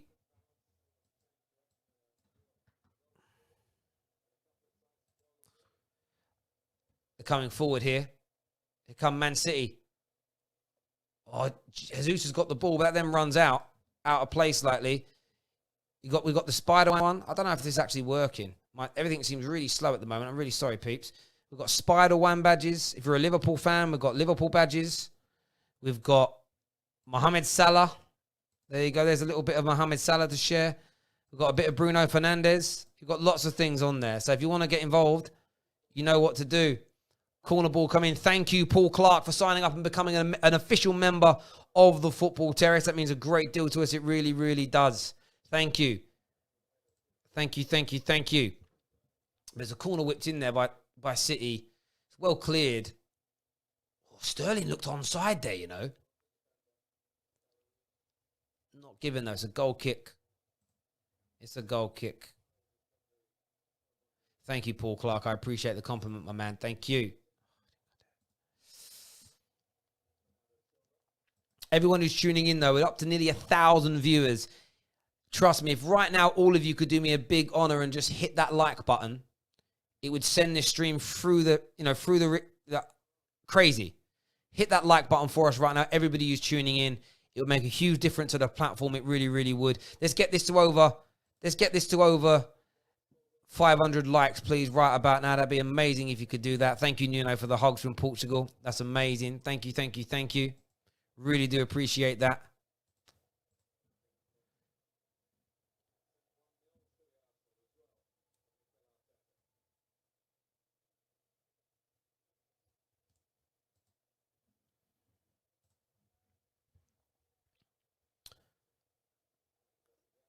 There we go. That substitute's obviously happened as well. Ceballos on. Biggest shock tonight is Saka starting on the right-hand side of the attack. David Silva on the ball here. Going to miss him when he leaves the Premier League. He's been such a quality player over the seasons. He truly, truly has. Here's Mahrez with the ball on the right-hand side, spreading this play. Jesus looked offside there, but he won't keep it in anyway.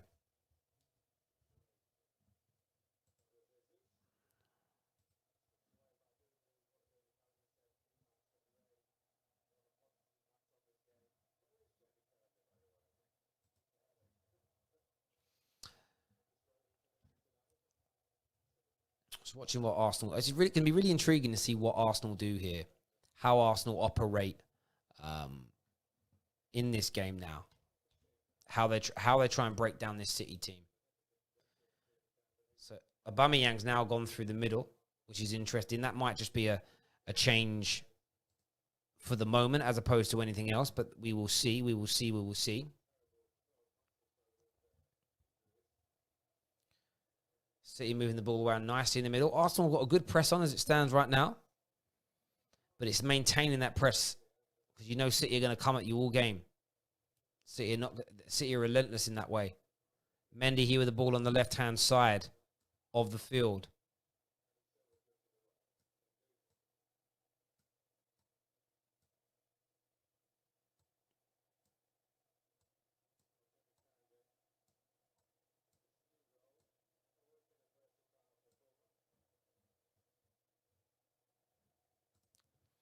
There we go. So I think we're going to get a bit of that throughout this game. A bit of Aubameyang and a bit of Nketiah switching sides, doing their thing. But they're breaking away here. It's Kevin De Bruyne through the middle. He's got options.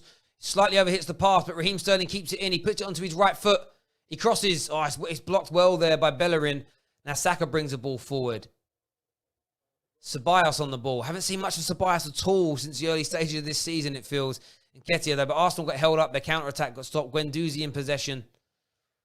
Got to be able to move this ball faster. The likes of Guendouzi and Ceballos in the middle are going to have to be so accurate with their passing.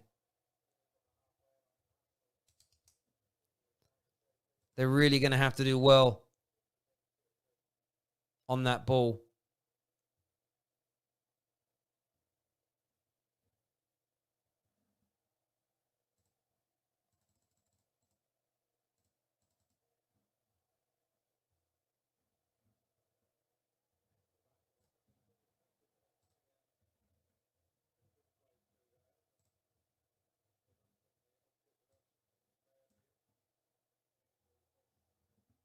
Cross is a good cross. And Nketiah is in. Oh, it's just wide. Nice play there by Arsenal. Again, decent play. Decent play by them. That's not a bad opportunity there as well, though. But Nketiah didn't quite take it the way he would have probably liked to.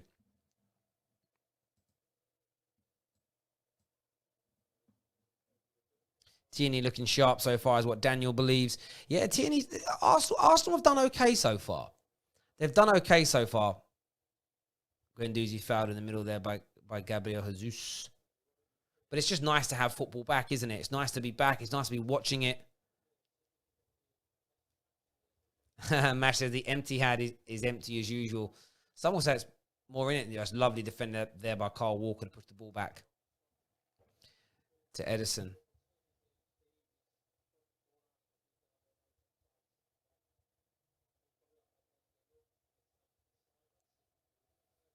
City moving the ball around nicely. Remember, if you want to call the show, the Skype details are in the description below. Feel free to come on board and have your say. It'd be nice to hear from you. It really, really will.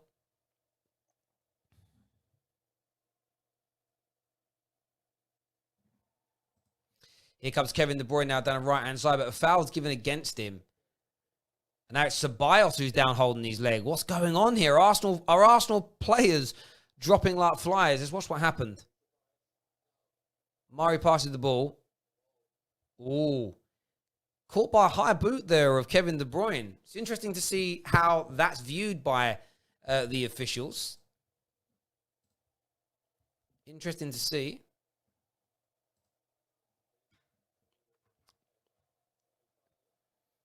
Remember, Granit Xhaka went off very early on in this game.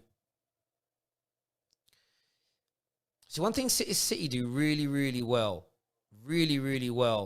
is they keep their shape brilliantly when they're not in possession, and they press at the right times. They don't burn too much energy in what they do. And now, as you can see, they've really got Arsenal penned in here. Now, if Arsenal have the confidence to play through it, they move the ball out wide to Bellerin, who comes back inside and he switches the play to Ceballos, who 2 touches out. Here goes Kieran Tierney. Not seen much of him in the Premier League. He's coming on the inside. He's got Aubameyang out to the left. Aubameyang, first time cross. That's well defended by Carl Walker. And that goes out for an Arsenal corner. Very good football there by Arsenal. And that happened because the ball was switched and played quickly. They were trapped on the right-hand side from their point of view. They switched it very quickly across to the left-hand side, and they countered and moved forward. If you're going to get past City, you've got to pass through the press, but it's one or two passes, and then you've got a counter-attack. You can't play tippy-tappy football around them, backwards, forwards, sideways too often. It has to be quick and precise because they press with 5 players.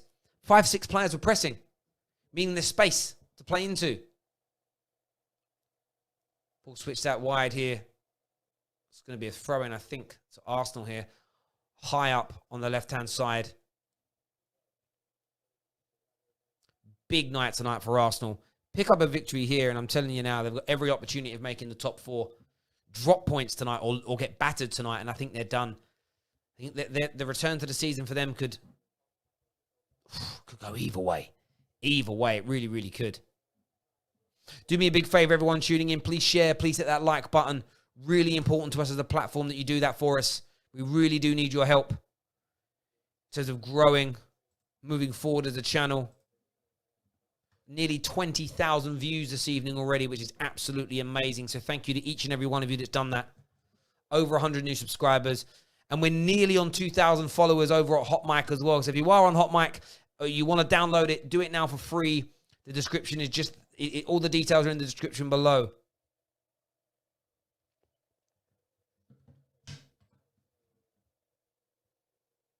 Sheriff here says, welcome back. Arsenal 2, Man City 0. Cole Walker went to Turkey, made the man. Yeah, Cole Walker had a hair transplant now. Fair play, mate. There's no issue with a man getting a hair transplant. Leave him alone. Leave him alone.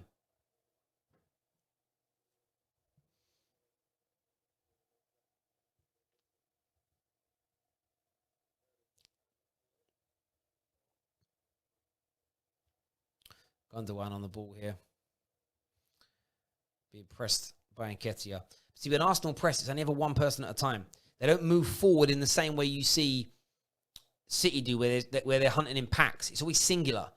And there's always a feel that Kyle Walker, the ball spread out wide to him. By the way, 50% possession so far, which is pretty good for Arsenal at the Etihad. Maybe we're starting to see, with a bit more time and training, what Arteta's trying to do. He's clearly going to have similarities to his game to that of Pep. That's why Pep brought him on board. Lots of possession, 50%. 50% possession up at sort of 18 minutes into this game. That is interesting, clearly. A few people asking what Hot Mic is. Hot Mic is a dedicated football app where you can watch the game live with us. The same commentary you're seeing now. You sync it with your television. You get real stadium sound effects. And there's multiple commentators. You can switch between me and other people and keep it in sync. It's amazing. It's free of charge. Use that promo code there, TFT, to get it done and get it downloaded now. We're on almost 2,000 followers over there, so get yourself across to it. We're going to take a call now from Lee. Lee, welcome back, mate. What do you want to say? I wanted to talk about the situation yesterday, when you had all your friends on about racist. If that's all right. Or do you want to talk about the game? Yeah, I mean, go on, make your point.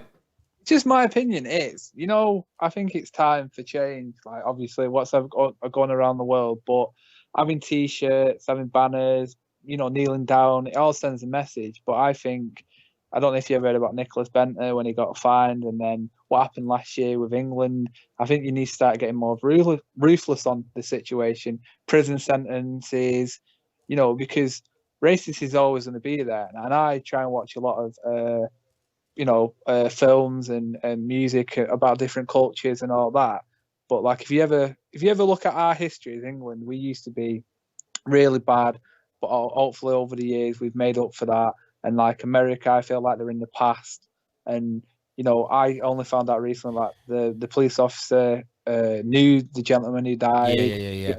Mate, no, listen, I couldn't agree more with you with the points you're making. I think that change does need to come. And as I said before just before the game kicked off, that's lovely play there by Mario. Sorry, he puts in Kyle Walker.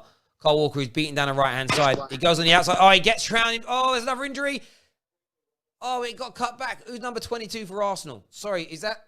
I'm not sure who that is because I didn't see the name on the back of the shirt. Number 22 is... That's Mari. Mari's injured. Mari's going to be out the game. He looks like he's pulled up bad there. He came across the cover, Kyle Walker, and something... Oh, yeah. Something went. Something went. Yeah, he's hobbling now. But yeah, listen, the change has definitely got to come when it comes to the country, the situation, everything else that surrounds it, mate. It really does. But it needs to come from the middle out. It needs to come from these big organizations and the people at the highest levels. Oh, yeah. Absolutely. Like NLF, they... Absolutely. So, I mean, in terms of this game, mate, what's your thoughts been so far on the game?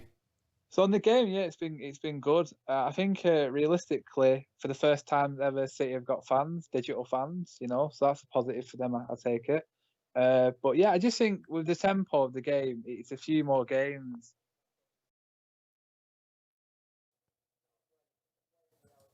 Hello. I'm not sure what happened there, but everyone cut off. Yeah, I'm not sure what happened there, mate. Sorry. Yeah, the tempo of the game. What? Sorry. Connection. Yeah, what I was saying was, for the first time ever, City have got fans, digital fans. So I just think that, look, when we watch the Bundesliga, it's the tempo of the game. I think by the end of the month, teams will start getting, fit and all that. But up to now, what is it, 10, 15 minutes? You've had 2 injuries, you've had 3 months out. It's going to be an unusual, experience, in my opinion. But yeah, on the game, I said first, Arteta or school Pep. But I just think he knows, because he studied him so much, obviously, and he's learnt from him. I'm not saying it's going to be a 0-0, but watching the Aston Villa game before against Sheffield United, and obviously, in my opinion, that should have been a goal. But obviously, I'm a United fan like you, so I'm glad it didn't happen. Yeah, but, of course. Yeah, I don't know. It's just, we take it one day at a time. No, mate, I totally agree. Listen, cheers for calling back up, mate. Chat to you soon. No problem. Take care, brother. Bye. Thank you. Bye-bye. We've got Ram coming on now. Ram, welcome back to the show, mate. How you doing? Not bad, Terry, man. I'm just waiting for everything to just ease down, and hopefully I can get my hair cut, because right now I'm looking like Paolo Maldini with some long hair.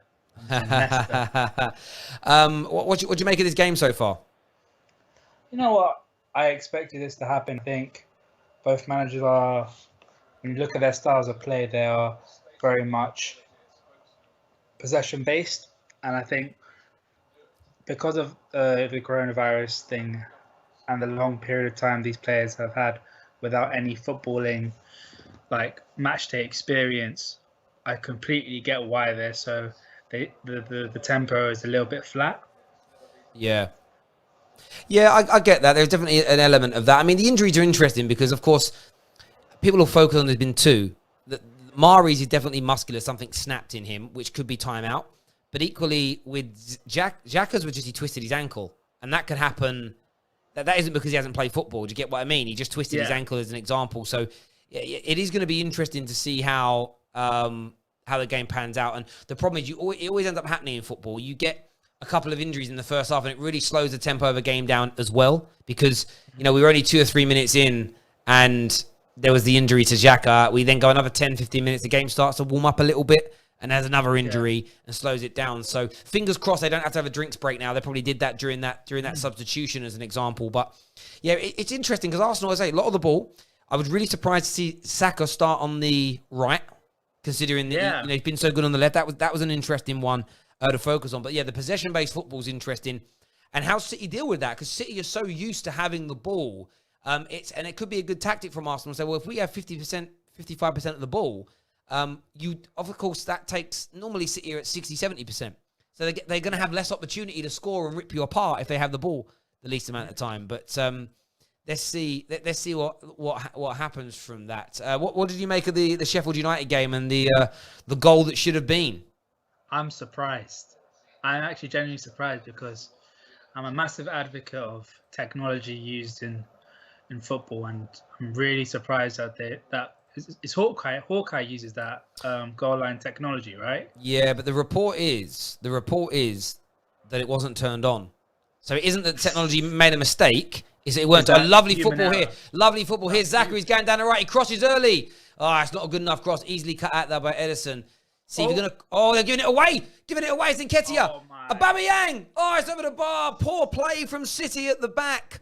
Terrible play by Manchester City at the back. Arsenal, though, if you get those chances against City, you have to capitalise. Awful by Kevin De Bruyne. Do you know what's mad? That mistake there by Kevin De Bruyne. If that was Paul Pogba, that'd be trending. All players make mistakes, but they don't all get focused on. Yes. Because Paul Pogba, no matter how good he is and how good he does on the field, it's mainly because of the price tag. If the price tag was around about 50, then there wouldn't be that much scrutiny. But seeing as though people talk about the £80 million thing is just, I think you get scrutinized much more. Yeah. You get what I mean? No, I get that, but obviously it's why I always talk about valuation, because Kevin De Bruyne's valuation is the same as Pogba's, so the expectation should be the same. And by the way, De Bruyne's allowed to make those mistakes. Really? What? Like the valuation of like Paul Pogba and I would say it's very, very similar. I wouldn't say there's a huge deal of difference. Pogba's value's actually decreased a lot recently because on paper he only has 1 year left on his contract. So I thought that Paul Pogba would be much more valuable than Kevin De Bruyne. But contract length dictates a lot of the valuation. Okay. And on paper, there's only 1 year left. If as soon as United trigger the extension, Pogba's valuation will jump up by 30-40 million pounds. Yeah, and that's why the Sancho deal will happen this summer, because Dortmund will lose anything they regain through the financial situation resolving itself. They lose from him being his last year's contract. Lovely play here. Here goes Kevin De Bruyne through the middle. He cuts inside. He should have gone to Mahrez earlier. He didn't, and Danny Tobias clears the ball out. Oh, that was actually poor decision making there by Kevin De Bruyne. Giving away though, here's Kyle Walker. He's tackled. Guendouzi picks it up. Are there options here for Guendouzi? Oh, he dilly-dallies on the ball and gets himself in trouble. See, Arsenal have got to play the ball sooner in those positions. I'm surprised because this is the loudest the Etihad has been in a long time. I'm not gonna lie. Someone said, Terry, can you move your silver YouTube button? So you can see the football. I hear what you're saying now. Yeah, that's Arsenal's shape's been good today. Their possession hasn't been too bad, but they need to, in the transition from defence to attack, if they turn the ball over from City, because City commit men forward, they've got to move it faster. Just like Man United did when they won here earlier on in the season. The transition, it's 1 or 2 quick passes, and you've got to be within 20 yards of that goal line, and they're dilly-dallying on the ball. Maybe it's they don't have the quality in possession, but they want to win. It's what they're going to have to do. It's as simple as that. Yeah. I've got a question for you. Yeah. On Twitter, myself and Forward Thinking had a debate about Gareth Bale and Eden Hazard and which prime player you would take. Obviously, I thought that prime Gareth Bale is immensely better than, well, not immensely, but just that little bit better than Eden Hazard, because he has a lot more tools in his artillery compared to Hazard. What are your thoughts on that? I would pick Bale on the sense of Gareth Bale learnt to play centrally and on the right. We know with Eden Hazard, anything other than on the left, he's very ineffective, because Chelsea fans told us that. If he plays centrally, he can't do it. So yeah, peak player in terms of outputs, very similar. But I would take Bale, because he can play multiple positions at the same time and still be as impactful. Yeah, I mean, I told him that. Yeah, here City turn the ball over. Guendouzi loses it in the middle. He wins it back though. Kevin De Bruyne, two bad decisions on the bounce. Now Arsenal can come forward. Tierney down the left. They don't feed it in quick enough. Tobias goes on the inside though. Then it's over here now. This is Willock. Saka's out wide of it, but they've got to get the ball in the box. Willock, can he get the cross in? He does. It's deep. No one there. Kyle Walker back home. Easy. End of possible counter. Someone says they didn't play the same position. They did play the same position for a while, wide left. They both played the same. Maybe some younger fans don't remember Gareth Bale when he was a left back and then right winger. So remember, there's always the game that I remember of him in the left. Back in when Maicon was the best right back in the world, and he turned him into butter. Yeah. That game against Inter Milan. That's when you're like, oh crap, this is a player. Like a second coming of Ronaldo. Yeah, Gareth Bale's biggest issues were his injury problems that all came after, like going to Real Madrid. But you got to remember as well, he was influential he was a massive cog in the wheel of winning 4 Champions Leagues in 5 years. So he was the difference maker. He was the guy that took them from semi-finals of the Champions League to winning it. Yeah, absolutely. Like Ronaldo was obviously a massive part of it as well, but that's why it's a team sport. And Gareth Bale's injection into that team did that, and he's been. The only difference is Gareth Bale's had too much time out injured. But Ram, mate, listen, thanks for you coming on, mate. We'll chat to you again soon. All right. All right, see you Take later. care, buddy. There we go. Yeah, listen, I rate Eden Hazard, but Pete Gareth Bale, 4 Champions Leagues in 5 years. Them couple of Premier League seasons he had for Tottenham. Amazing. It's a lovely pass to it and lovely chest control there by Nketiah. Aubameyang tackled there, though, by Kyle Walker, who's had that hair transplant, no doubt. Kevin De Bruyne. Oh, what a cutting pass from De Bruyne through the middle. Takes out Guendouzi. Silva. Sterling now on the left-hand side. Mendy looking for the overlap. It doesn't come. Ilkay Gundogan on the ball here. Kevin De Bruyne. Look at 3 men around Kevin De Bruyne. He's that good. He's that dangerous. He's that potent. There's 3 men surrounding him. They're looking to try and break him down here. Arsenal are back. They're deep.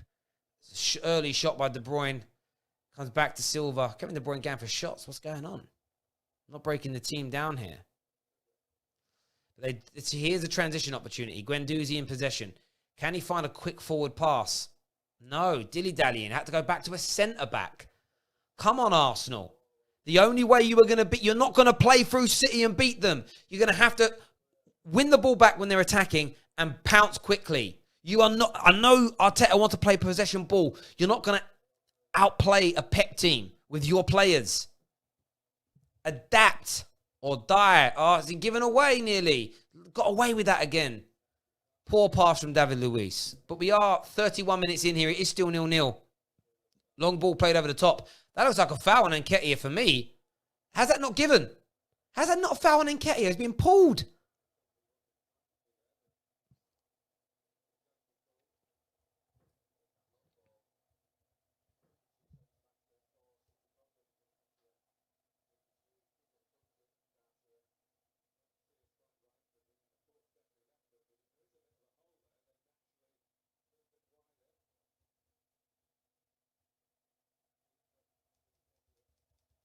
Yeah, John Barnes, I completely agree. That was 110% a foul. Can't quite understand why it wasn't given. City try and play Mendy and doesn't quite get there, but Bellerin has to put it out. It looks like a City throw, very high up the field. Oh, it's definitely a foul. Look at the replay. It's a foul every day of the week. Garcia, 100% committing a foul there. Here's Kyle Walker on the right-hand side. Every Arsenal player behind the ball now as we speak. Oh, that's well intercepted there by Willock. Oh, and Nketiah's pass to Saka is too telegraphed, and that's cut out by Laporte. Now it's City's chance to counter-attack. Here's David Silva. He finds Sterling, who's on the left-hand side. Got De Bruyne free at the edge of the box. Sterling goes alone. It's a good save by Leno. Corner to Manchester City. Corner to Manchester City here.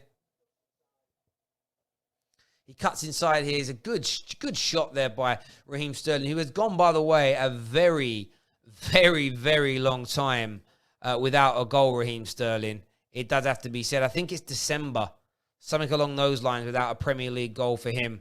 And, of course, we know there's been a long break. But, yeah, no goals or assists in these last 10 games. It might be even more. Yeah, no goals or assists since the 27th of December. Really poor run for him. Corner take and shoot. Kyle Walker here on the right. Fed back to Mahrez, who stays onside this time.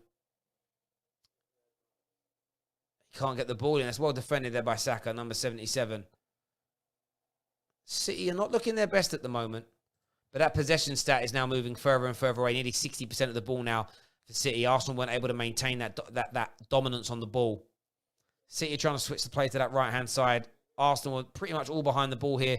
Here goes Jesus. He's got Mendy out wide. Didn't use him. He plays David Silva. Another good save. Well cleared there by Ceballos, who cleared out the rubbish.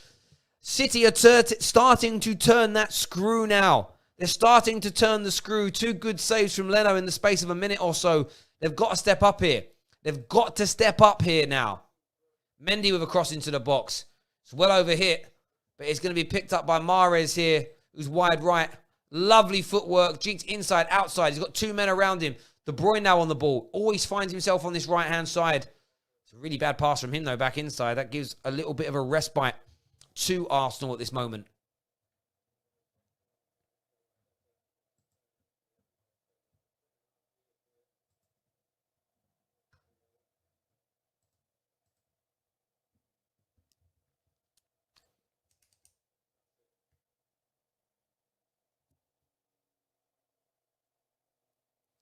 Must be such a weird feeling for City as well, because unlike Arsenal, and this is the thing, unlike Arsenal, City got nothing to play for.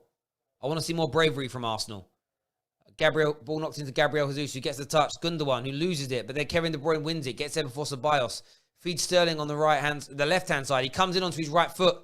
Back to De Bruyne. Oh, De Bruyne tries one pass too many. That's intercepted there by Willock. Sorry, Nketiah. Nketiah now picks the ball up. He spreads it out to Tierney, who switches the play, looking for Saka. It's not a good enough pass, so it's cut out there by Laporte.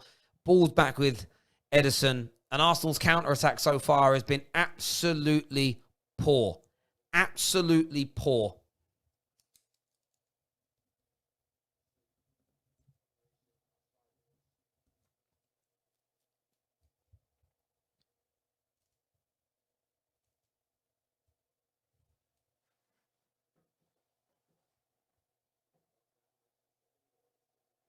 Is Mahrez on the ball. He's trying to get past Tierney. Tierney's kept him really quiet, to be fair, today. It's been a decent game from him. But you just feel if City can maintain this pressure for the next 10 minutes before half-time, remember, there'll be some time added on because of the injuries, they will take the lead. Here's David Silva, a bit of a heavy touch, but he gets through. David Silva's in! De Bruyne! He'll play it out here, lovely. It's Mahrez, he's in! Oh, good save, Leno again! Another great save by Leno. What football from City there. What an inside pass.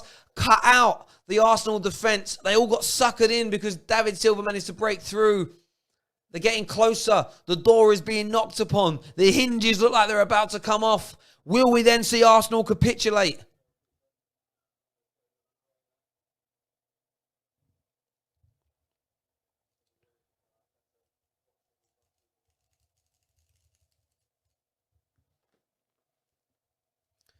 Play switched here. It's well cleared by Tierney. I'm going to watch that opportunity again. Well, maybe City are going to start the play too quickly here.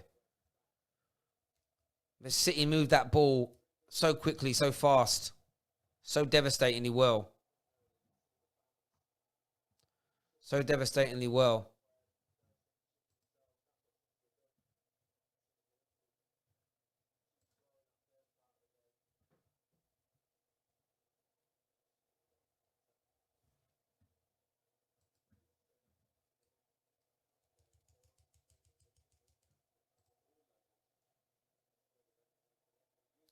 Kevin De Bruyne's got the ball here. Slightly right of centre.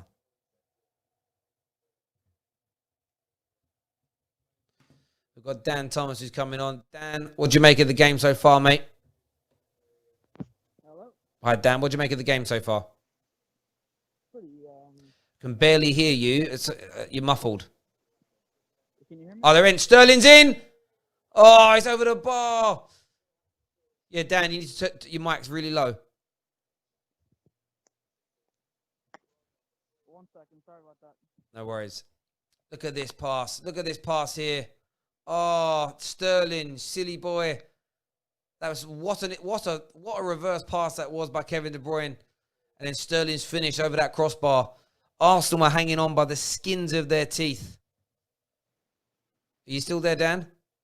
I got a question for you, Terry. Yeah, sorry, the mic's too low. We can't hear you, my friend. You're in the background. Sorry, mate. Try and call back again if your microphone gets sorted out, buddy. They're living a charmed life here, Arsenal. Kevin De Bruyne has come to life.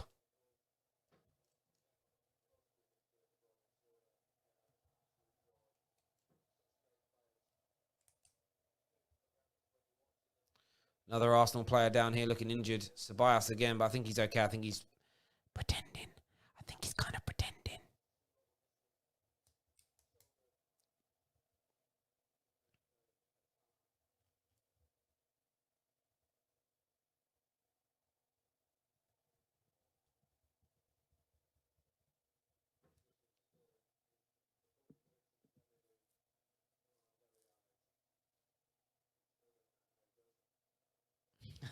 Dan. Love that. How's everybody doing over on Hot Mic? I hope you're all good. Hi, Oliver. How to sync? You just press the sync button, guys. What I'll do, let me sync mine up. Let me sync my app up. Because maybe there's some issues with mine. Let me just mute my mic for a moment and I'll sync mine up and then you guys should be able to sync it. Maybe I haven't done mine. That could be the problem.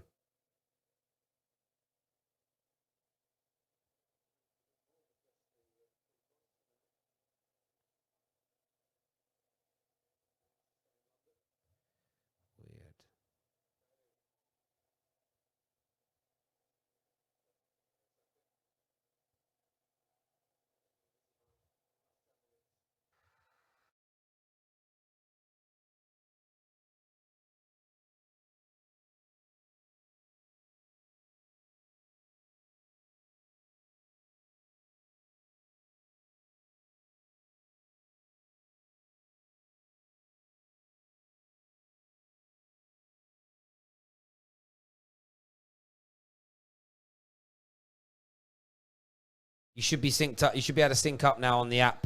You really should. That should work for everybody now. Thank you. But yeah, I'm doing very well. Thank you all for asking me. Appreciate that. Who's supporting City? I am tonight because Arsenal are in the top 4 race. 7 attempts so far to Arsenal's 2. Yeah, Arsenal are just lucky to still be in this game, to be fair. But Leno is just, Leno saves are the only reason. Foul given here to Arsenal. Well, I think there's been a clash. I'm not too sure what happened there, so I have to game for a second.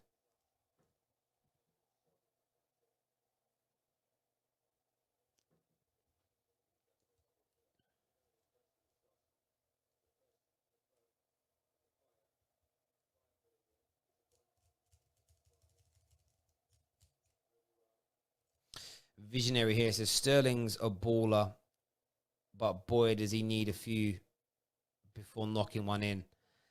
Yeah, I mean, he does. Andy Cole was like that, though. I always remember Andy Cole always felt like he needed 3 or 4 gilt-edged chances to score one. I suppose the only way you prove your point is you have to look at how many big chances Sterling's had to how many he's missed. It does stand out like he misses a lot, but maybe that's because he misses a lot in the big games we're all watching. Saka crosses the ball in early here. So good cross. Ooh, very good cross there by Saka. Ederson couldn't come out for the ball. But yeah, close. They've got to do better from those situations, Arsenal. Perfect cross.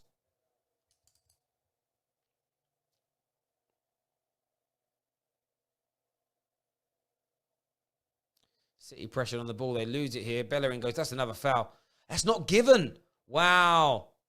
Surprise. David Silva's bursting forward down the left-hand side here. That's well pressed and defended there by Arsenal. They found their shape. David Silva clears it. It's to Guendouzi. Guendouzi's, they're going to give a foul for that. Guendouzi loses the ball. But it was given as a foul. They've tried to go quickly. Silly. Our referees called it back anyway.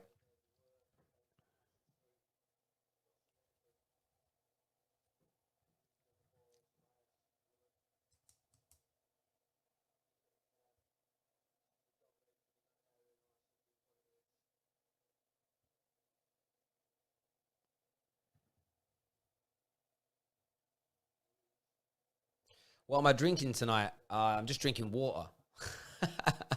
Yeah. It's a school night and the kids get up early in the morning. So, yeah, no drinking for me. No drinking for me. Arsenal trying to attack down his left-hand side. Tierney's very high up the pitch. They better not get caught out here. Oh, it's well tackled. What a tackle there by Ceballos in the middle. Guendouzi loses the ball again. The amount of times he's lost the ball in that central midfield area today is disgusting. Genuinely disgusting.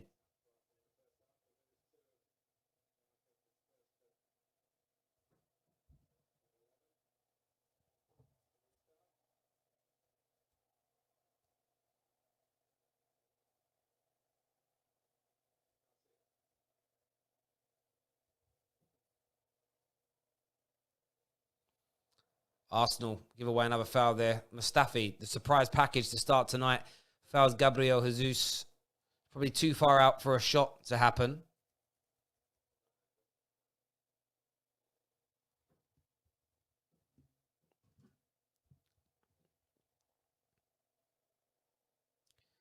See, try to take it a little early. It doesn't quite come off. Oh, wait. Oh, Carl Walker's now hurt himself.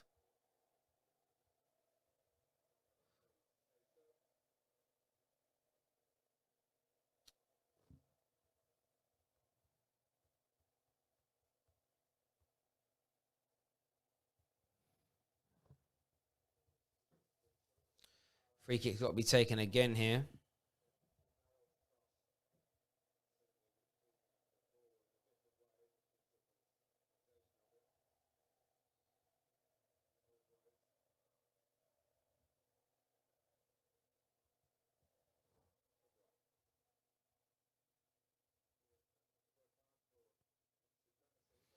There we go. Just checking on the old Twitter box. What's everyone making in the game? So 3 minutes of time added on. I'm really surprised Arsenal getting to half-time at 0-0. Really surprised. Ball set out here. Kevin De Bruyne in possession. Oh, he goes for that. Oh, David Luiz messes up. Raheem Sterling. Goal!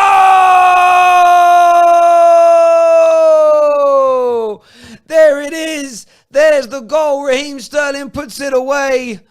Raheem Sterling puts it away. David Luiz with an absolutely comical mistake. It really was terrible. And just before half-time, that's why David Luiz wasn't in the starting lineup. Kevin De Bruyne with a decent pass, but oh, what is he doing? What is he doing there, Raheem Sterling? That is David Luiz. Wow.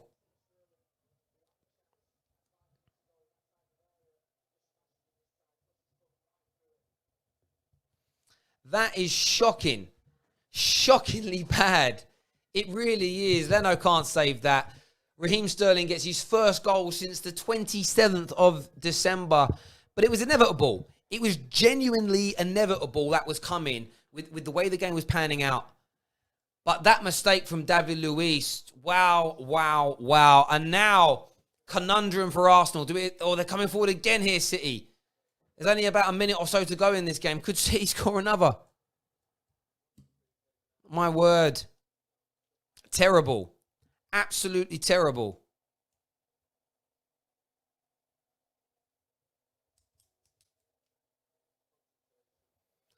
That is awful. And yeah, it was a decent enough pass by De Bruyne, but David Luiz was positioned correctly. Just a comical error, a mistake leads to another goal. Being conceded by Arsenal that is just so avoidable. It really is. Guendouzi losing the ball in the middle again, then gives away a foul. Arsenal are going to fall apart here. Let me just say that to you now. Arsenal are going to fall apart. Fall apart.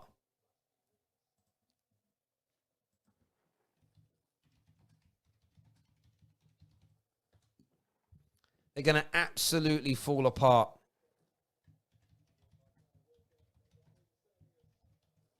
And there it is. It's half time. It's half time now, ladies and gentlemen. But what a mistake that was. We're going to take some calls. Come up on Skype now. We want to hear from you. But Gooners must be absolutely fuming with that. We've got Josh on the line now. Josh, welcome back, mate. What do you want to say? Oh, you know I'm calling in, bro. Arsenal Fan TV is going crazy right now. Troops, bro. That's crazy. But Calamity, David Luiz doing what he does best. It's going to plan. Yeah, I mean, Banter FC, bro. Mate, they've done okay. But you saw in that last 15 minutes of that half, Kevin De Bruyne was pulling all types of strings. It took him a few minutes, half an hour to get into his rhythm. You know, the ball that he fed in for the Mahrez shot, the ball that he fed in for Raheem Sterling to trip over. The writing was on the wall. Arsenal were being pulled pillar to post. They lost their shape. And then, you do me a favor, can you turn down your device in the background? Just getting some interference on that. Sorry, bro. And then you're just in this situation where an okay pass is put in from De Bruyne, but then but then David Luiz is there to intercept it. He doesn't make it. Madness, genuine madness. It's just the irony in it. Like, this is the thing. Arsenal fans didn't want to accept that the mistake from David Luiz in the friendly the other day was stereotypical of him, and it's literally come to fruition a few days later. It's crazy. Absolutely crazy. Dang, man, that's crazy, bro. It's like Arsenal's back line just does clown things time and time again. It must suck to be an Arsenal fan consistently, man. Sad, but that's Arsenal. I love it, man. No, I bet you. No, mate, and I get why you would, because at the end of the day, like, it's comical. Like, it's truly comical that was allowed to happen. And yeah, I'm not. You know, when you look at it, it's like I'm not even surprised. Like, I'm genuinely not even surprised by it, if that makes sense. Yep, me neither. But hey, Sterling is top class, man. That dude is nice, man. He just finishes. If he had more of an end product, I think he'd be one of the top. He'd definitely be in the top 15. But he just can't finish half the time. No, I But do I hear think that. he could- He certainly makes mistakes. He does. Listen, mate, thank you very much for coming back on. We'll chat to you again soon. We're going to move on to Jason Conway next. Jason, welcome back. What's your thoughts on that goal? Classic Luis. I guess that's why he didn't really start. But obviously, Damari coming off, it's not really Arteta's got a choice. Bearing in mind, actually, I've got a question. I'm not sure. Is Callum Chambers fit? I don't know. think. I'm gonna check now, but if he's fit, then I would have had him in the team over Luis. But the only good thing so far I can see from our point of view is Tierney he seems solid. He hasn't really been put a foot out of place. Like he's good going forward. He's looked good, but it's the problem you've got. You got David Luiz there making those kind of mistakes. It doesn't really matter. You get to a point where it doesn't matter what anybody else is doing. It all gets undone by those mistakes. And yes, he didn't start David Luiz, but he's got at the end of the day, he's got the geezer on. He's got the geezer on the bench. And he brings him on as the first sub. So you still have to blame Mikel Arteta for bringing on a guy who we all know is a known clown. He's a genuine known, I mean, I know he looks like Sideshow Bob as well, but he genuinely is a clown. Yeah, I'm not. What was I going to say now? It wasn't about David Luiz. It's about it's the players we've got. The whole core of the group isn't good enough. Like the defenders, the midfield, it isn't good enough, and I can't blame Arteta for what he does from now to the end of the season, simply because our many managers, Wenger, Emery, and now him, it's been the same group of players. Until he brings his own group of players in, and it's a different team, then I'll be able to say, right, something needs to change. But so far, I know what to expect from these players. I'm not surprised. I'm not surprised at David Luiz's mistake. But I think the next half is just that's when they're just gonna turn it on now. Because you saw what you saw what De Bruyne was getting into the game. Yeah. What it was, the passes he was making, creating, cutting us off. It's just more of that in the second half, really. And I'm not sure. Because realistically, we're not bringing anyone off the bench that's gonna make it that much of an impact because of how we're playing. Defensive. Well, but that's the question I was about to ask you. I mean, is this where you look at it and think to yourselves, well, where is this is where you need your 75 million man. This is where Pepe needs to come out, stand up, make himself be counted. He's not going to do anything when it comes on the pitch. Pepe, he's not going to, the way we're playing right now, which is sitting back, letting them have the ball, I'd say Pepe would be to counter-attack, but he's not going to influence the game. I can guarantee you now he's going to. Yeah, but that's not the point. That's not the point, Jace. He has to. Like, he has to be able to. He has to, but he's not going to. Like, I'm not disagreeing with what you're saying. Like, he has to, but he's just not. I'm just saying what is going to happen in that he's not going. Like, he's just not going to influence the game. Genuinely. No, I get that. So my point of view, and this is why I need to and this is why I get angry at this sort of thing. I know he's not going to. You think he's not going to. I get that. Then he needs to be sold. The expectation has to be that he delivers. Of course. Crazy. I didn't. If you had to ask me, I would have. We know Zaha doesn't really. Zaha isn't a player that's going to take you into. He's not going to get you to challenge for titles. But if you had asked me, who would I rather have, Pepe or Zaha? I would have picked Zaha, simply because Pepe, he would have to come to the league, adapt, etc. Zaha knows the league, wanted to come. Emre wanted him. All for Emre's mistakes, that deal should have happened. Yeah. Yeah. It's a madness, know, really. It's a madness. I mean, but I know Arteta hasn't had an opportunity to buy anybody. I know Arteta is new, but what have you been frustrated with in terms of his play today? Because you tried this possession thing at the beginning, and then as soon as you haven't tried the counter attack, it's weird. What is the setup? What's the style of play here? It's literally what most people call accuse Man United of, and that's just no style of play. It's 1 minute we're trying to pass it from the back, but then Leno just goes forward, and then defenders like, why are you kicking it up? And then they're trying to like cut through. You know, like when say Louise would have the ball or Mustafa would have the ball, and they try and play it through the middle. But then Guendouzi just takes too many touches instead of just releasing it quickly out wide. And I don't know. I don't know. There is no style of player right now, and it's not. It's only going to get worse from the second half. I know it sounds negative, but I'm just going off what I'm seeing. There we go. Well, Jace, listen, appreciate you calling up. Second half is going to start in a few minutes. We'll speak to you all again very soon, mate. Take care. Yeah, thanks, man. Cheers, mate. Bye-bye. Zane is in the house. He says, come on, you gooners. What the hell is going on? Zane, what is the style of play, bro? What is Arteta doing out here? What's going on, bro? Banter FC back again. Sorry, the troops. I know you're not watching this, but sorry. What's going on, bro? I'm serious, brother, when I say this to you. Arsenal look janky. And that's probably me being polite when I say you look janky, bro. Like, it's poor. It's genuinely poor today.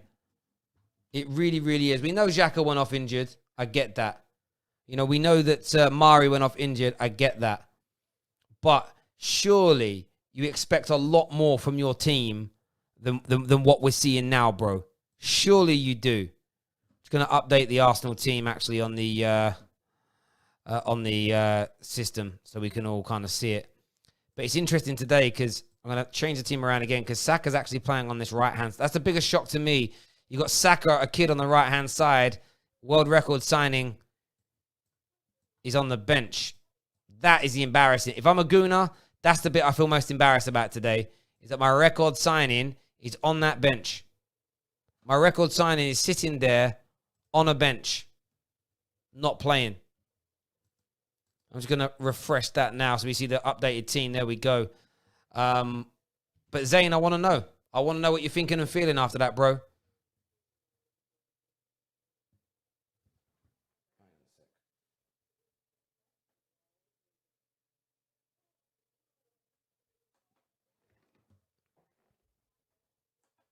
There we go. Zane, you've been terrible, brother. You've been terrible, brother. And we know it. Do us a big favor, everyone. Hit the like button. Please hit the share button as well. Two of the best ways you can support us. Let's go and take a look here at the Hot Mic comments, see what people are saying over at Hot Mic. Is it working over there? I can't see anything. Let me refresh that.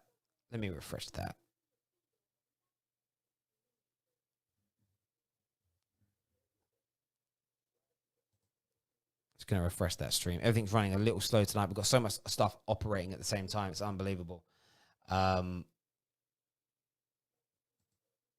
Let's just close that. Yeah, there we go. That's better. Tara here says, I can't wait for the Spurs to be on fire by Man United. The joint of Bruno and Pogba is simply out of this world. The Premier League is not ready. I agree. And that's what's so nice about watching this game right now.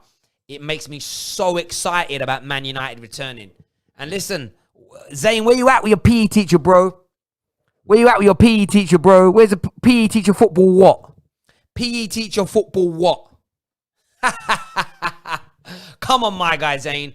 Where's that confidence gone, bro? Where's that confidence gone? We want to hear from you. I want to hear from you. I need to know what you're thinking, bro. I need to know what's going through your head now after that just happened. And by the way, it may only be 1-0, but that's lucky. That's very, very lucky. Second half's coming. It's gonna be peak. Peak. Peak.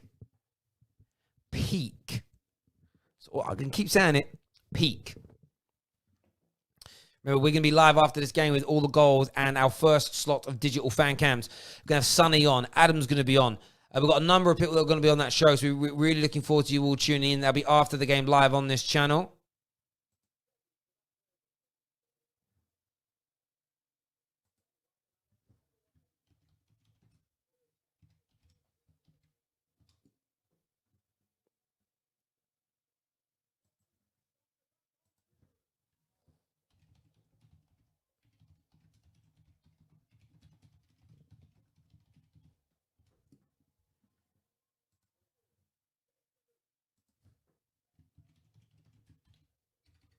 One sec, guys.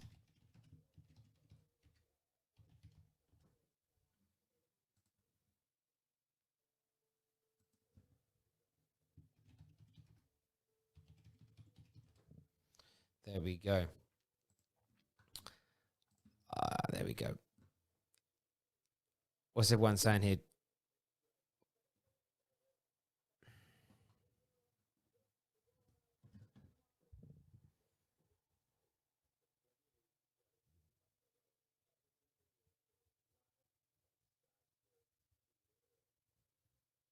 Second half's about to begin now, ladies and gents.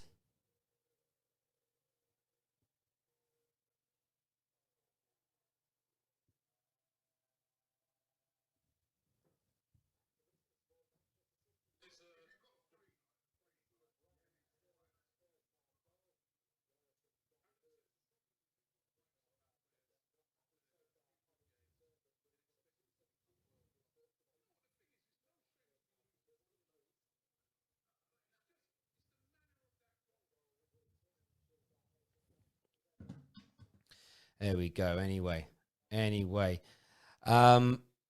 Good goal, but very lucky. Yeah, look, there is an element of luck about the goal. And I get that. And I get why people are saying that. And I get why people, think and feel that. But at the same time,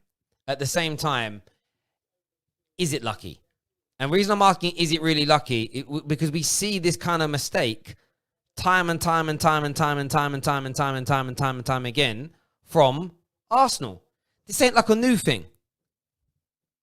Like, genuinely, this isn't a new thing.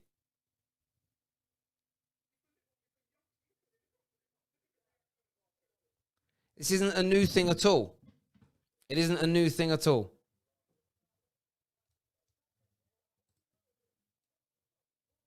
Life in the Fun says, Terry, it was lucky, but can't take anything away from the finish. Yeah, but you're missing my point. The reason I don't think it's lucky is because David Luiz makes those kind of mistakes what feels like on a regular. And if you're playing a guy that makes those mistakes on a regular basis, I can't call it lucky. Like, genuinely, I can't call it lucky.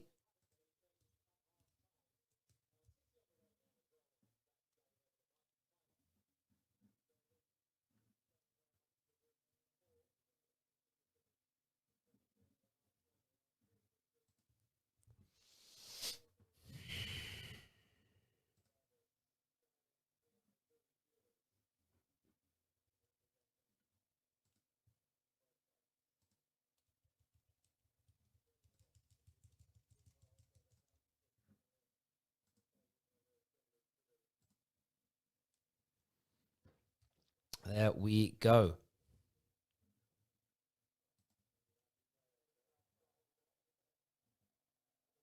Here we go. Second half is now beginning, ladies and gentlemen. Get your popcorn ready. Let's see what's going to happen. Someone says, why is Pepe not starting? Well, that would be my first question. If I'm interviewing Arteta after the game, I want to know. And you know what? It might say things like fitness or whatever, but for me, it's more than that. Another super chat here says, is it possible for Sancho to eclipse Messi and Cristiano Ronaldo's stats once AWC is protecting behind him with Bruno Pogba in midfield? Could he be the world's best player? That's a great super chat, bro. And you know what I say is this. Messi and Ronaldo's stats are going to be almost impossible for anybody to beat. There were calendar years where Messi was bringing in over 70, 80 goals plus the assists. It was astronomical. So I don't see him doing that because it's so high. However, could he go on to score and assist? Say he plays 400 games for Man United. Could he go on to score and assist 200 or 300 goals? Maybe even more than that? Absolutely. He has the ability to go on and do that. It's a real great question. David Luiz is the Brazilian love room, is what James here says in the super chat. I agree with you.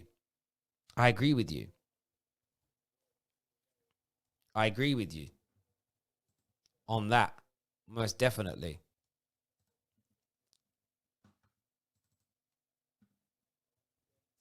Long ball played over here. Oh, the touch wasn't quite on there. Mahrez, though, was in. That was a simple long ball, just played over the top.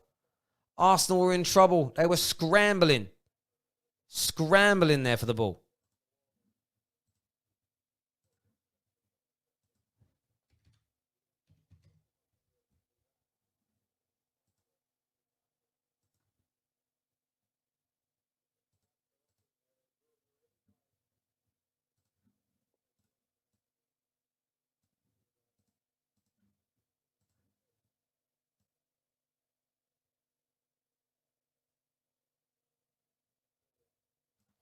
There we go. City on the ball. Look at that. Every single Arsenal player behind the ball. That's so good there for Nketiah. Wins the ball. Great strength. Saka now to his right-hand side. He plays it into Saka. He's got Mendy to beat. Can he get past him? No one making a run yet, but Willock's now involved. He picks the ball up, tries to backheel it through to Nketiah. Nothing happening at all. Bellerin picks the ball up, but loses it straight away. Raheem Sterling, nice touch and turn. Now City have got an opportunity to pounce. Raheem Sterling is running through the middle. Kenny's bearing down on goal. He's got Kevin De Bruyne over on the right. He finds De Bruyne. He takes his time, he shoots, and it deflects, and it comes back out. City will probably retain possession. That's how you quickly transition into a counter-attack. That is how you do it, Arsenal Football Club. That's a style of play. That's movement. That is top quality. It truly is. Grey Wolf Dinner here says, I'm having a beer every time Arsenal concede. Fair play to you, mate. Fair play to you, mate. Fair play to you.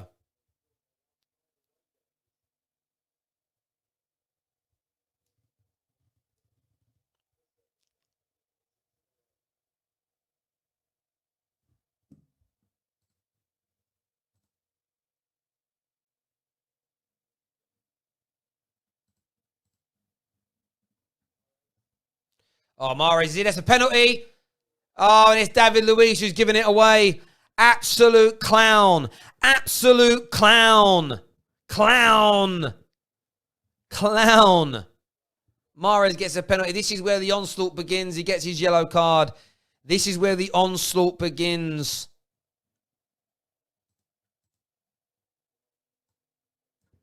This is where the onslaught begins. I think VAR has taken a quick look at it, but oh yeah, it's a penalty. It's a stonewaller. It's a stonewaller. It's a stonewaller. Stonewall penalty. Oh, and he's sent off. I didn't see the red card. And he's sent off. Oh. Oh, my word. Oh, what a night. Oh, what a night. Late in June in 2020. David Luiz is a big wally. He just got sent off tonight. Hey, hey, hey. KDB now stepping up to take this penalty. Oh, David Luiz, you absolute melt. And De Bruyne puts it away. That's it. That's it. It's 2-0. It's 2-0 to Man City. David Luiz has been sent off.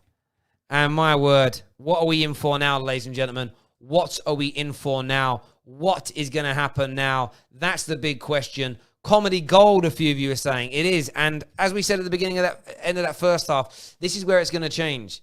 This is where it's going to change. Oh, wow. It's just stupid. It's just stupid.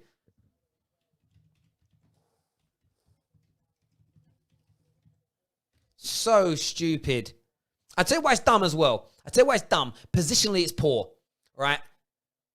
But the reason it's stupid is because even if... Oh, that looked like a bad foul there from Sterling, you know. But even if they score from that attack, even if they score from that attack, you can still come back from that position. You've still got a chance. Now you're down to 10 men? Jesus. Stupid. They're looking at this tackle from Raheem Sterling. No, you actually think he wins the ball. I wouldn't even give that as a foul. I know the studs are showing, but there we go. My gosh.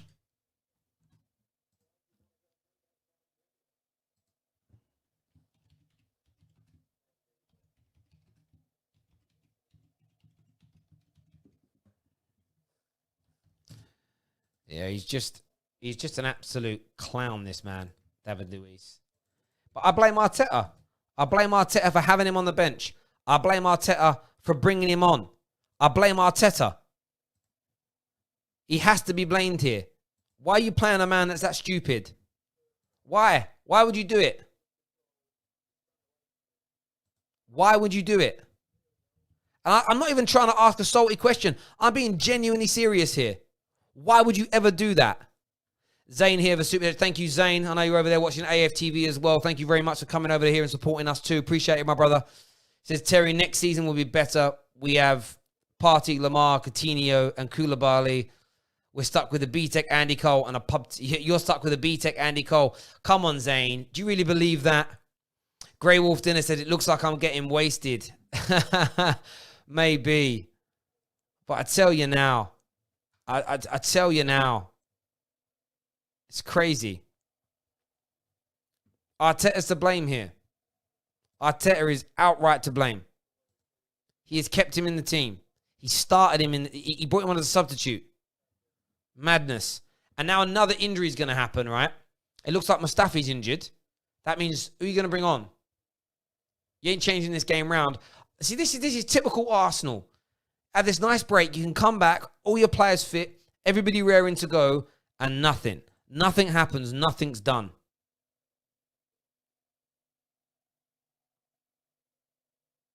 Here comes City on the counter. Lovely for here from Mahrez. Ball's held up. This looks like a cat playing with a mouse.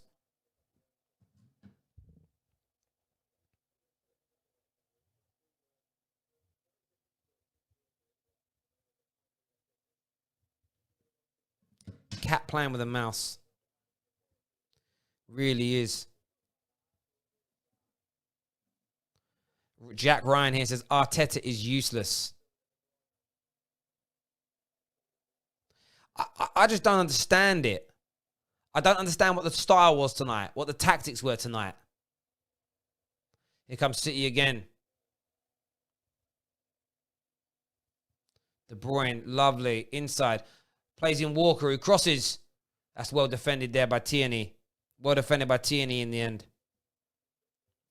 E-Boss here says a red for a basic tug of the shirt. Yes, because he denied a clear goal-scoring opportunity. I think that's why. Arsenal have had no shots on target. Arsenal are done. Arsenal are dead out here. They are dead. They are finished. It is over. It is dead, over, finished for them.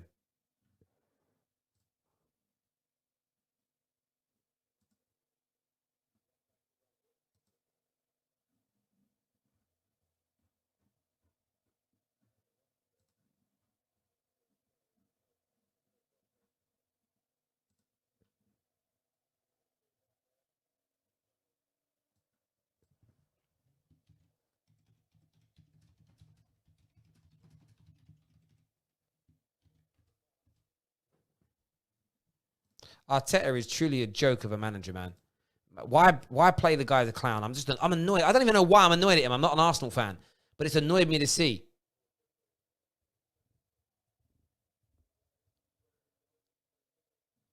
Makes no sense to me.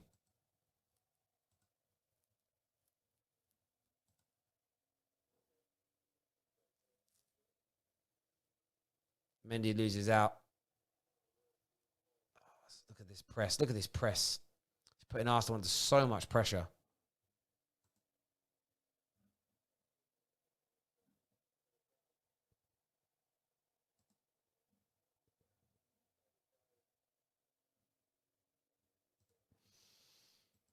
So much pressure for him.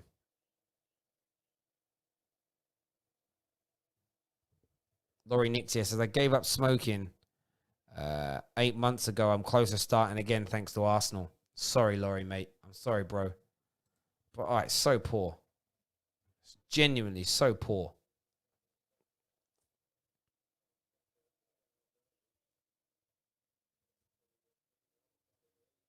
David Silva. So poor. Look at that. Arsenal now got to try and come back. David Luiz puts him in trouble by getting himself sent off and giving away a penalty. But Arteta's the biggest joke of this. What's the style today? What's the plan? What's the plan of action been? How are you going to try and get something out of this City game? It's nice. He's in Nketiah. He loses the ball.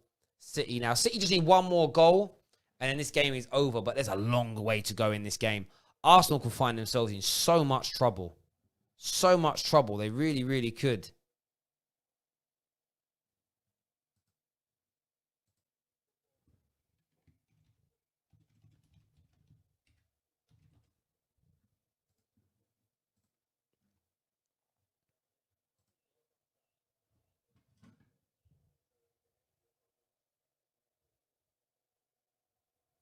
Zane here says this week will get worse if Spurs win.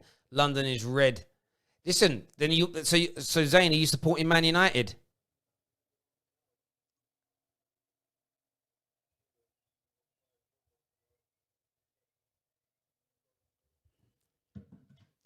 %100%.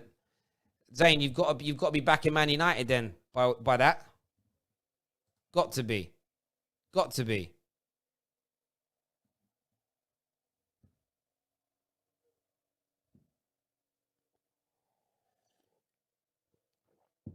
Arsenal are jokers, man. Jokers.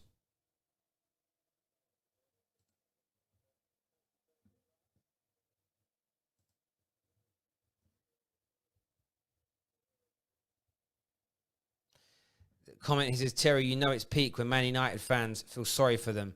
Yeah, I do. De Bruyne, lovely. Loses the ball. I'm going to try and watch some more of this game. I agree. It's peak. It's literally peak. When you're big, like Man United and Arsenal have probably had the biggest Premier League rivalry. The fact I feel sorry for Arsenal shows you how bad it's got. And when you think 9 months ago, the confidence levels of Arsenal fans in comparison to Man United fans was night and day. Night and day. It really was. Let's look at some of the statistical breakdown in this game. 66% of the ball with City. Pass completion, 89 versus 82. Chances created, just 2 chances created in this whole game. Aubameyang done nothing. Ceballos done nothing. Willock done nothing. Like, they've literally created not a thing. They've completed 1 dribble all game, and that was Kieran Tierney. It's shocking. Truly, truly shocking. And by the way, they only went down to 10 men after like 50-odd minutes.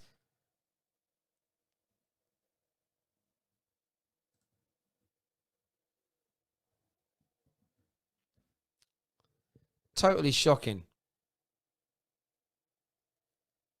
Kevin De Bruyne is light years ahead of Pogba. He's a genius.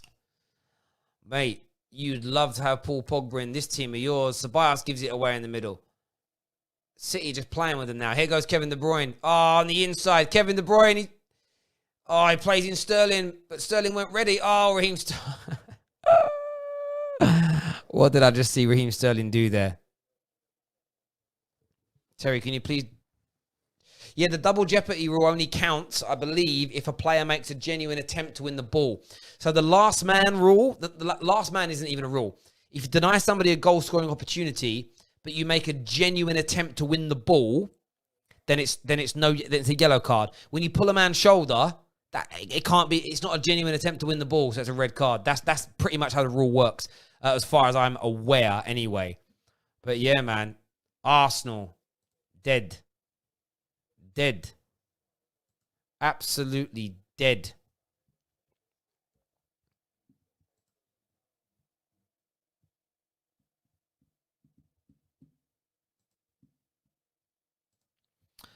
Honestly, if I was an Arsenal fan, man, I would be so embarrassed. I'd be genuinely so embarrassed of my football team. I really would.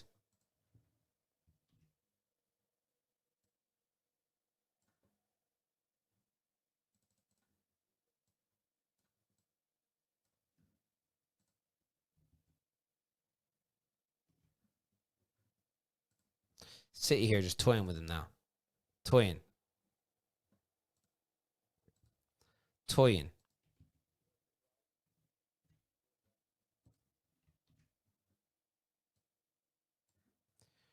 And the worst thing is, it's probably going to get worse. Like, I'm not even trying to be dramatic here. It's going to get worse. Because if this damages the confidence of this Arsenal team before you head to those winnable games, you know, a few people were saying yesterday Arsenal could finish 10th. I didn't believe that. Like, I truly looked at it and thought to myself, nah, no way Arsenal can come 10th. No way that could happen. Maybe that's what we're seeing now.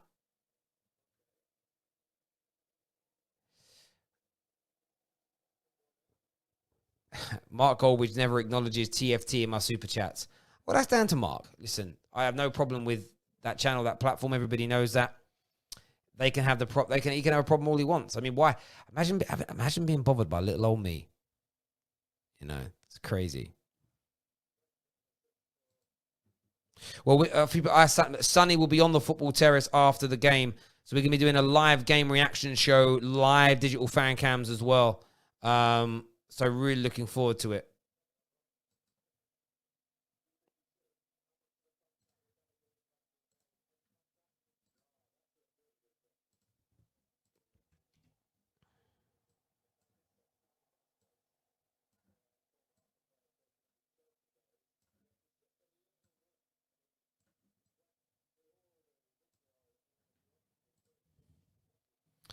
Yeah, as I say, there they go again. Oh, do you know who's had a really good game today for Arsenal? I would see Leno. Leno's had a really good game. There's no doubt about that.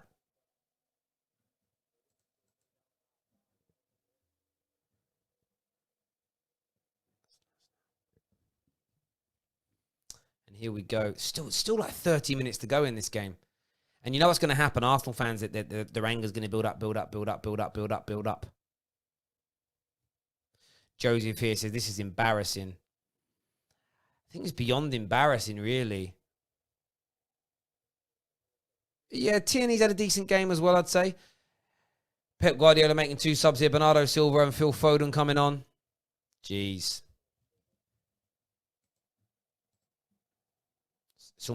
It almost feels harsh. I almost feel sorry.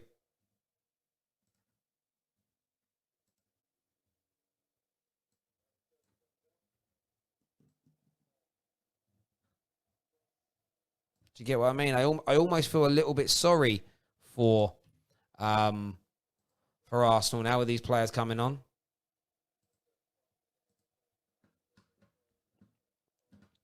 Let's take a little look over at Hot Mike. See who's tuning in there. Terry, this is the worst Arsenal side I've ever seen. It's like a B-Tech Norwich. I feel sorry for Gunners fans. That's what Mickey thinks. Mickey, I know a lot of Arsenal fans that would genuinely agree with you. I really mean. By the way, guys, we're 11 followers now away from having 2,000 on Hot Mic. Please download that promo code right there and get that downloaded. That'd be amazing if you could go and get us. If you haven't done it yet, just 10 of you to do that. It'd be amazing if you could. Thank you. Just going to watch more of this game now.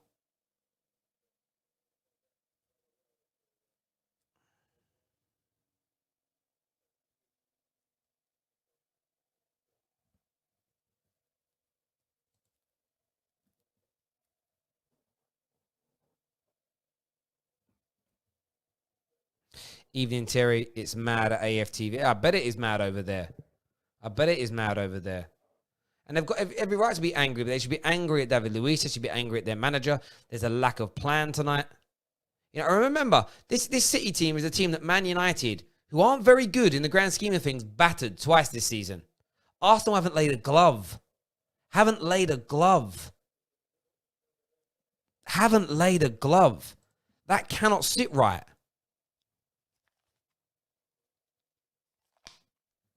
That can't. There's no gooner in the world that can sit there and show any kind of happiness. Well, of course. Oh, do you know what? I forgot. Arsenal can make more because there's more than 3 subs, isn't there? So I forgot that. So here we see Maitland-Niles coming on, lack of threat coming on, and I think Pepe as well. I mean, that's the one good advantage is you get these additional subs. Guendouzi being dragged off. Dead game for Guendouzi. In that middle. Poor.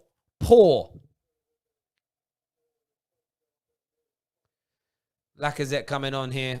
So Willock, Guendouzi, and Nketiah off. Maitland-Niles, Nelson, Lacazette on. Still no Pepe.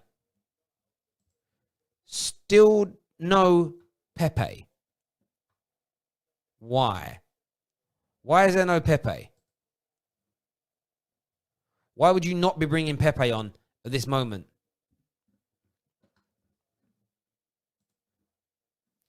Mr. Stroh here says, little old you is killing it. Everton paid Luis.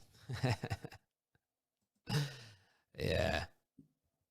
Yeah, maybe that's true, you know.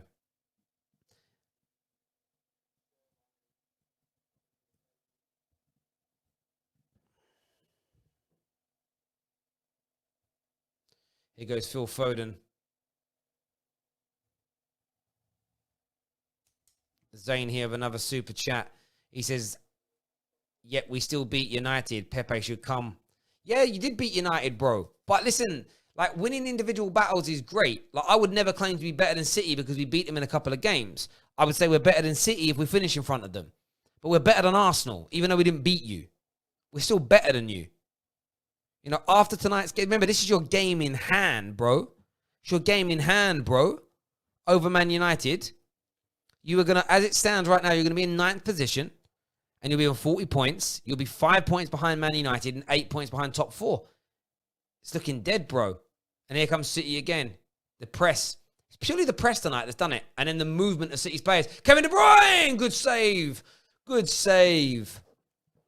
It's the press and the movement. It's two things. That's the only difference. Of course, clinical edge. But it's the movement and that style here. You see here, like, Gundogan plays it into Raheem Sterling. Raheem Sterling touches it, but the move being made. Ceballos doesn't even stay with the runner. Ceballos is standing still like a clown. Like a clown. Just standing still, doing nothing, bruv. Why?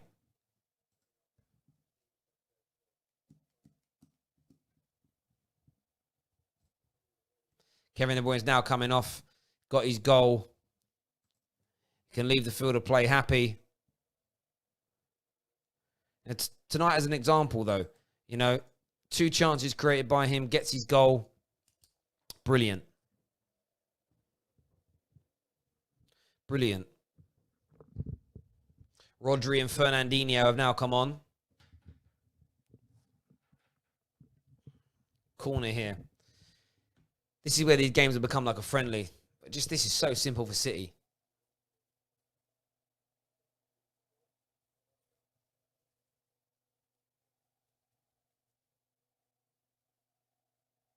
Or Raheem Sterling picks the ball up here on the right. This is just... Oh, what a pass. Raheem Sterling. Oh, so Raheem Sterling does some funny things, you know. Some of the times when he takes his air, he swings his foot and he misses the ball. It is comical. It certainly is comical.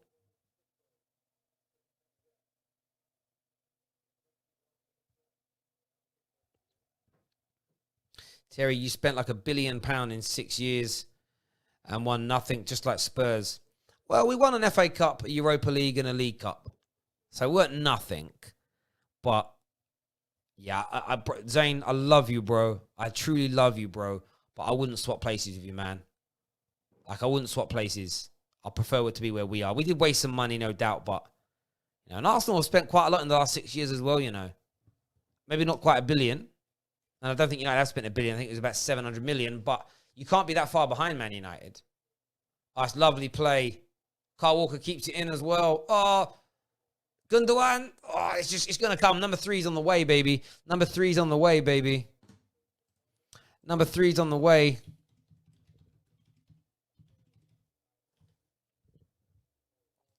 Let's take a little look here at Arsenal anyway. Let's just take a little look at Arsenal's transfers as an example. So, I'm going to do all seasons. Ooh.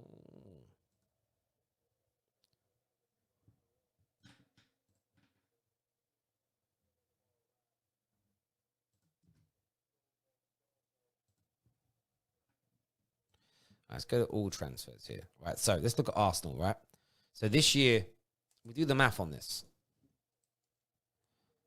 So 141 million this year.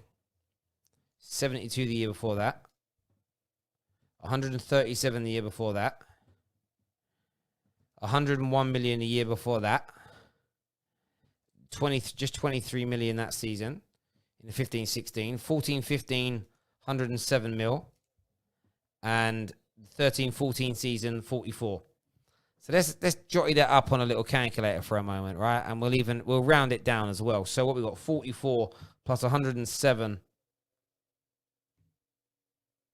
44 plus 107 plus 101 plus 137 plus 72 plus 141 plus 23.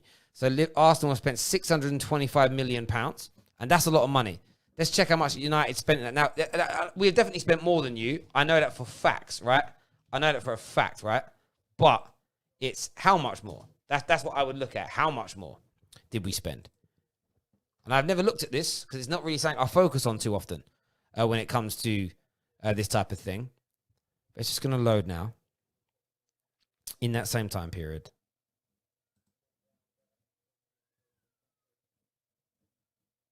It's definitely going to be more. But it's not loading right now. I've got so many things open. So, jeez.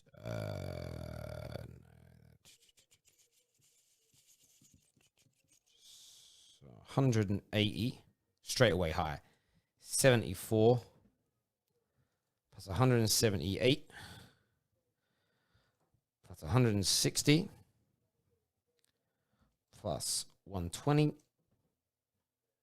plus 175. Yeah, it's much higher. Plus 60. So it's just, I just want to add it up though. I want it to be 665. I just want to see the difference. 60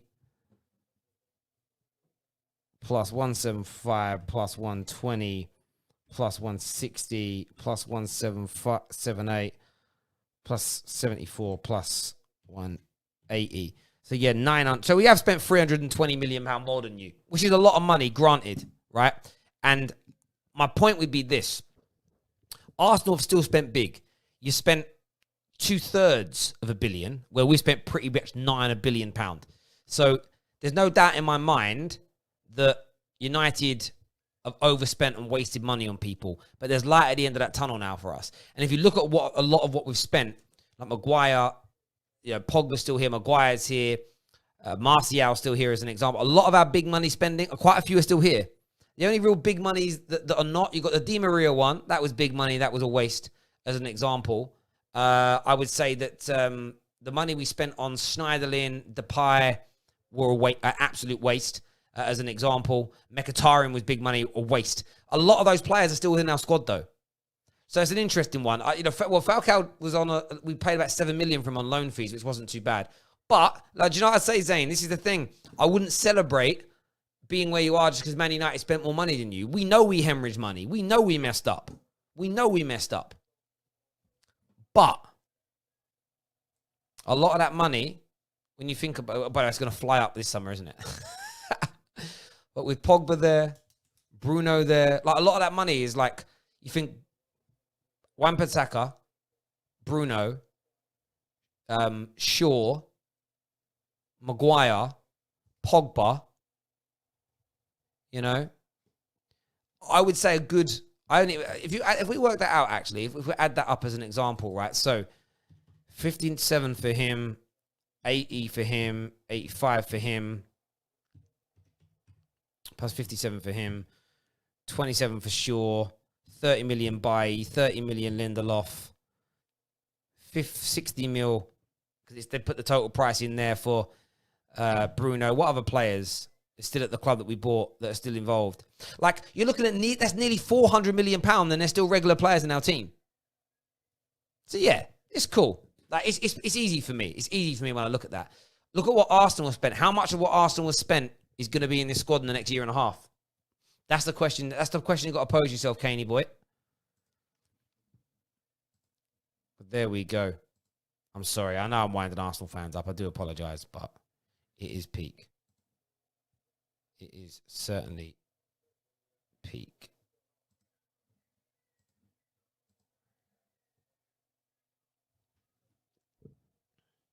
Free kick here. Is Raheem Sterling sitting over this? Or is it? Or have I missed something? Oh, it's free kick. It looked like a penalty from the way he was lining up.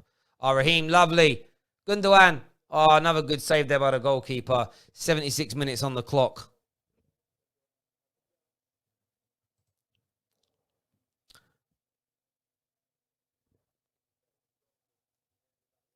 Yeah, what do we waste money on? Juan Mata was £40 million that he's still at the club. So I look at like Fellaini, definitely a waste of 30 mil. Definitely a waste of 30 mil. Di Maria, a waste of 60 mil. Herrera, okay, you could argue he did okay. No one else in that was big that season.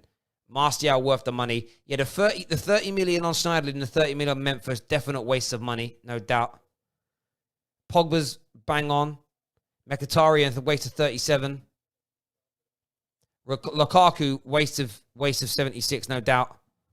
Matic, 40 mil. Yeah, maybe. Fred, 53 mil. Now he's banging it, bro. Forgot about Fred. You add Fred into that mix of 50 mil, right?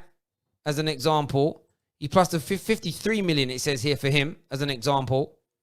You know, you had 40 mil for Matic, who's still playing an integral part in this team. That's 462. Yeah, man. I look at that and think to myself, over half our money is still playing in this team. That's not bad. And if this team now goes on as the next couple of years to get better and better and maybe win something, then you can argue it's been okay. Yeah. It's all right, you know. It's not great. It's all right, though.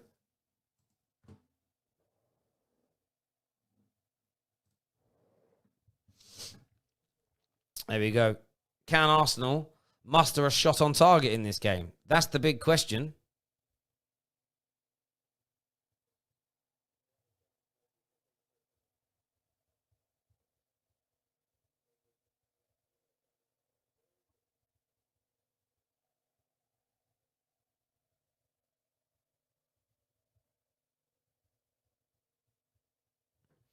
There we go. But what do I know, eh? Fred and Matic have been average at best throughout their United careers. I would say Matic has done. He's been really good and really bad. I would say with Fred, he was awful up until October. Between now and then, he's been great. But the point being, right? You know, the point being, with when it comes to Fred, what he's now doing is delivering. Now, if Fred has another 3 or 4 years playing at this level, it'd be well worth the 53 mil. You know? It'd be well worth the 53 mil. Oh. Saka had a shot at the open goal and still couldn't score. Edison took his own player out here. Oh, it looks bad.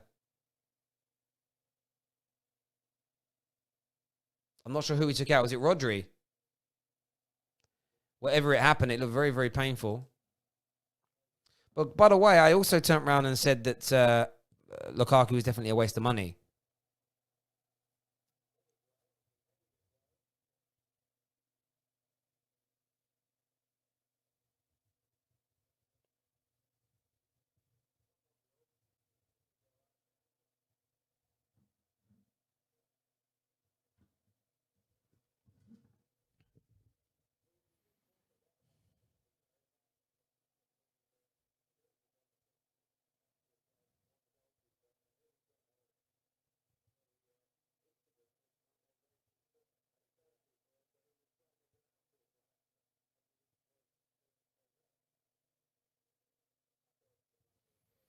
Zane here says the rich Nigerian is buying us a £300 million budget. Yeah, you'd love that, bro. You'd love that. Oh, I just see the replay of that. So painful.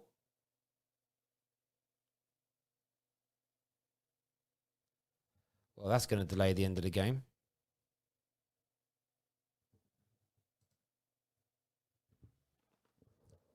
That looked real painful, that did.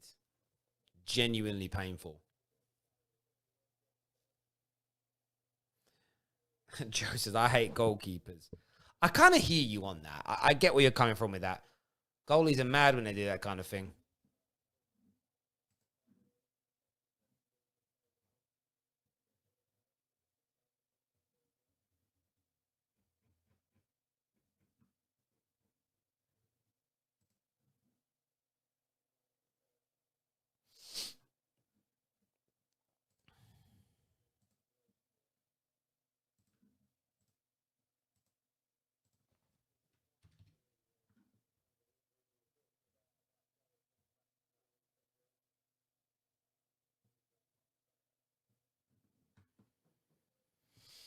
It's going to be an interesting phone-in show tonight.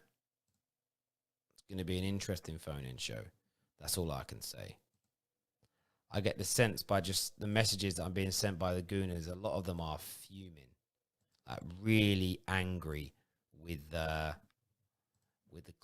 of course with David Luiz, but also Arteta. So it's going to be interesting to see their response really.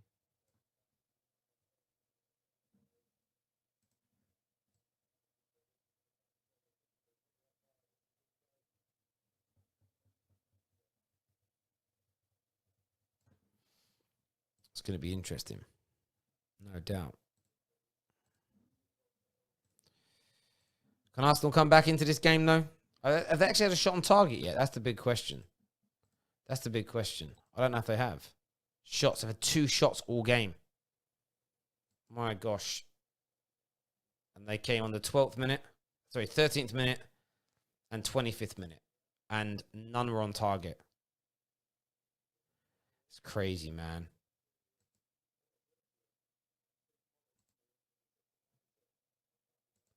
Just 2 chances created. Martinelli and Pepe remaining on the bench.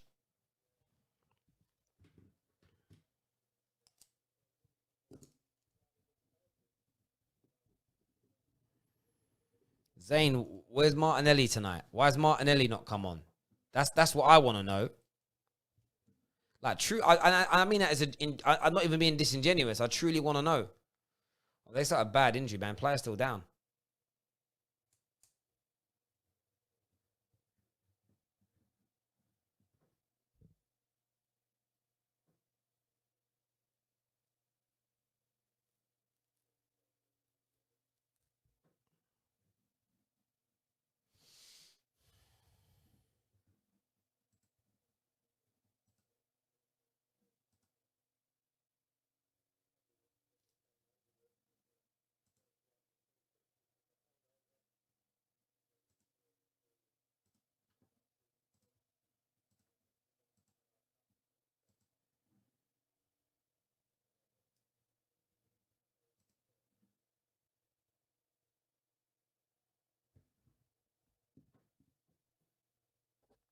I haven't seen the replay of it again. I mean, I've never seen a man get this strapped in before.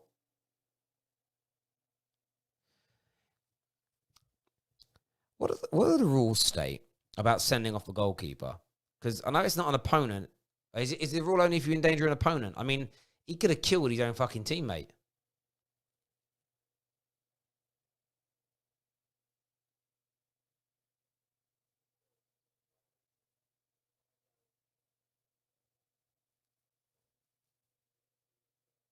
He's got him wrapped in a blanket and everything.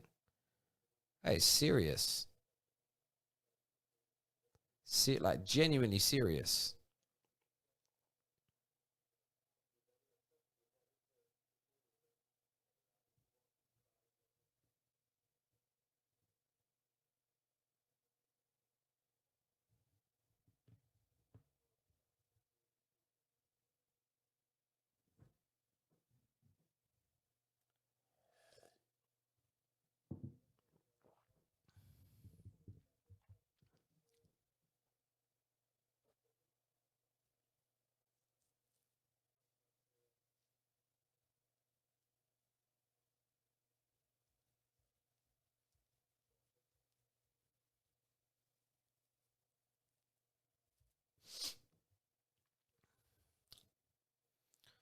Wow, this is crazy. Still strapping him in. I hope he's not seriously hurt, but it really doesn't look. I think it always obviously looks more dramatic as well because everyone's got face marks on and like bibs, and 2 guys are on there looking like they're at an alien crash site.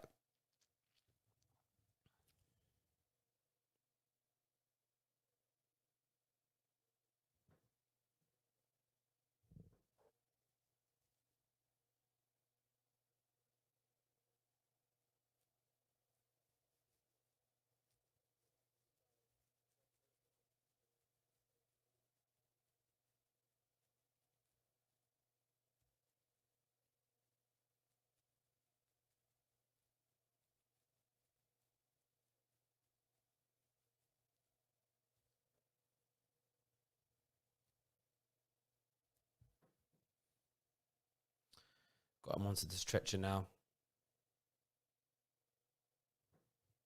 Arsenal should just declare now.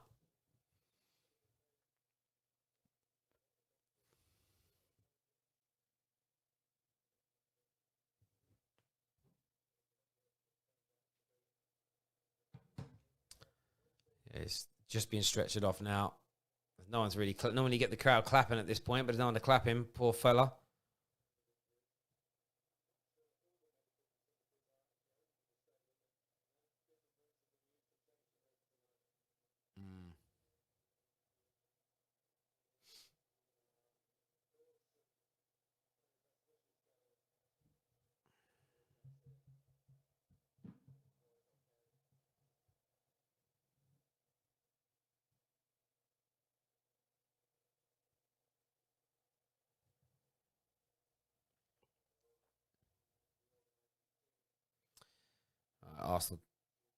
Arsenal kick off here and they keep possession. Here we go. Game's back under.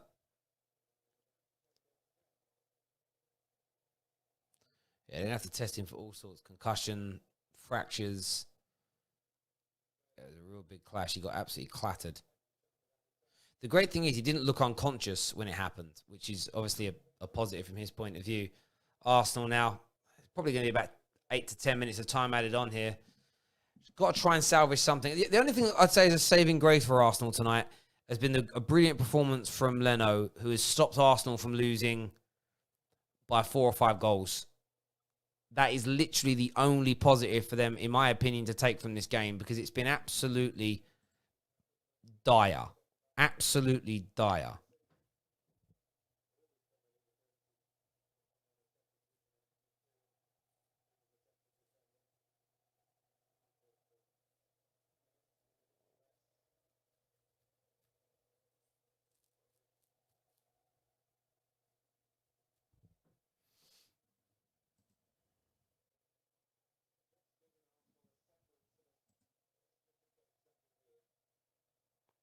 But it's where you can't give up Arsenal, because you nick a goal in the next 30 seconds, minute, maybe 2.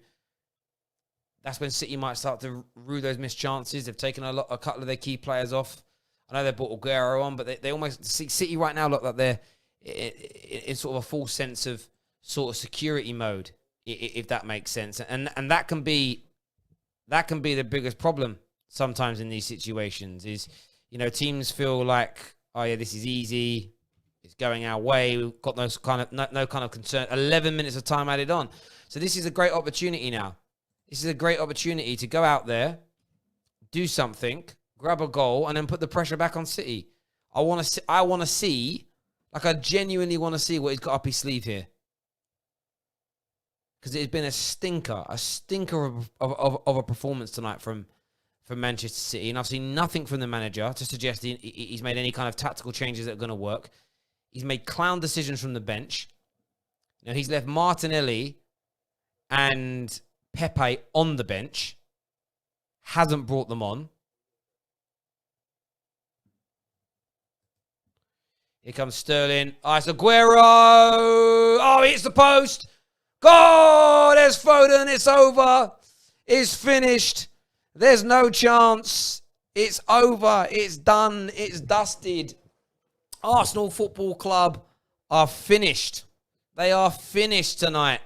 And they've got the beating that many of us thought they would. It's 3-0 to Man City. And it's 11 minutes. Look at this. This is from the back here. Fernandinho, diagonal ball. Wonderful diagonal ball here to the right-hand side. Aguero then picks it up. He drives forward with the ball. He plays in Raheem Sterling. He knocks it back to him. His touch is great. His shot. It is a save from Leno. Puts it on. But there, who reacts first? Who reacts first? It's young Phil Foden puts it away, and it's 3-0. It's game. It is set. It is match. It is over. It is finished. It is done. It is dusted. Get out of here, Arsenal. Finished. Dead. Dead. Dead, man. Completely finished. And I'm telling you now, I'm sitting here as a Man United fan, as a neutral to this, and I am genuinely angry.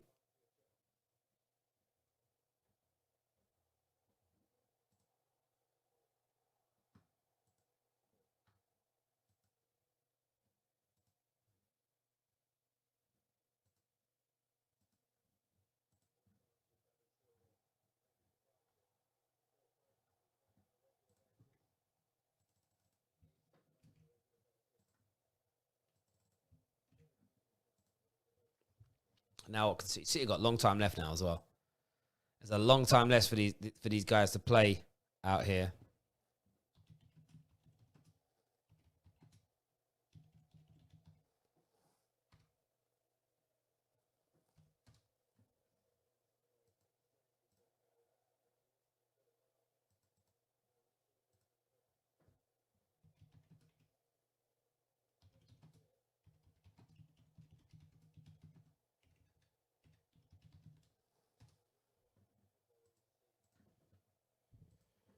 Wow. Yep, 3-0. We know now it's over, man. Well, it was over when it went 2-0. But, yeah, it's becoming increasingly embarrassing for the Gooners now. 110% is no shot on target, wrong substitutions, battered from pillar to post. But what an opening night for the return of the Premier League, eh? What a night it's been. Good football in some parts.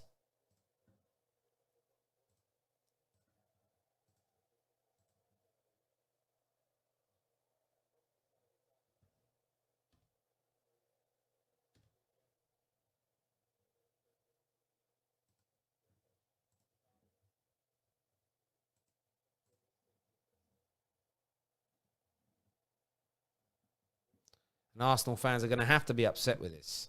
They're going to have to be upset with this. I would be. I'd want to cry my eyes out. Honestly. And the main reason you're losing is your manager, to be fair.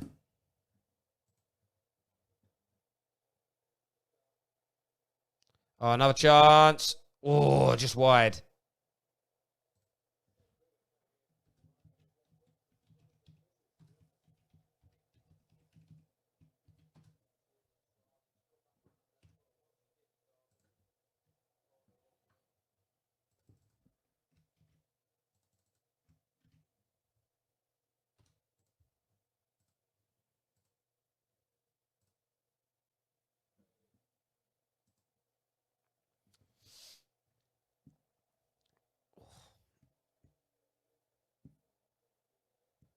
There we go. City just passing this ball around now. This is where I think football teams wish they could just throw the towel in and say, yeah, we're done out here. Please, let me just go off now. Towel between my legs. Bit of dignity. But it isn't going to happen. City are going to be relentless here. Just keep that ball moving. Now, what a big game for Arsenal. It's going to be, the next game now is going to be, oh, here they go. Look at this, 4 versus 3. Sergio Aguero. Oh, he's wide. He should be scoring that, Aguero. He should be burying that. Should be burying it. But Arsenal's next game, when is Arsenal's next game? Is that on... They actually play Saturday again, away at Brighton. What an important game that now is for Arsenal. They lose that and they could find themselves in a very dangerous position. Oh, it's only just wide as well. Only just wide.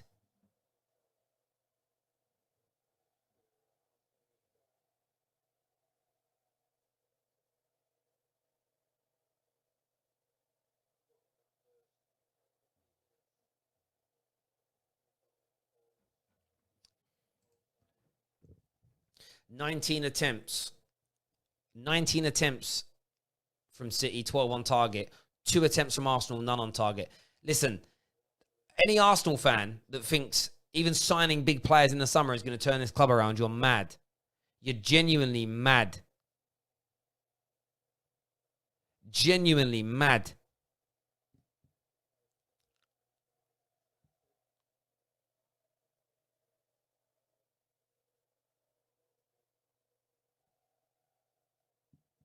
Opportunity here. Here's Lacazette. Lacazette on the left-hand side. Can he do something? Squares it. Awful. Absolutely awful. Terrible. Terrible, terrible, terrible. One of the worst performances I've ever seen from Arsenal in a big match tonight.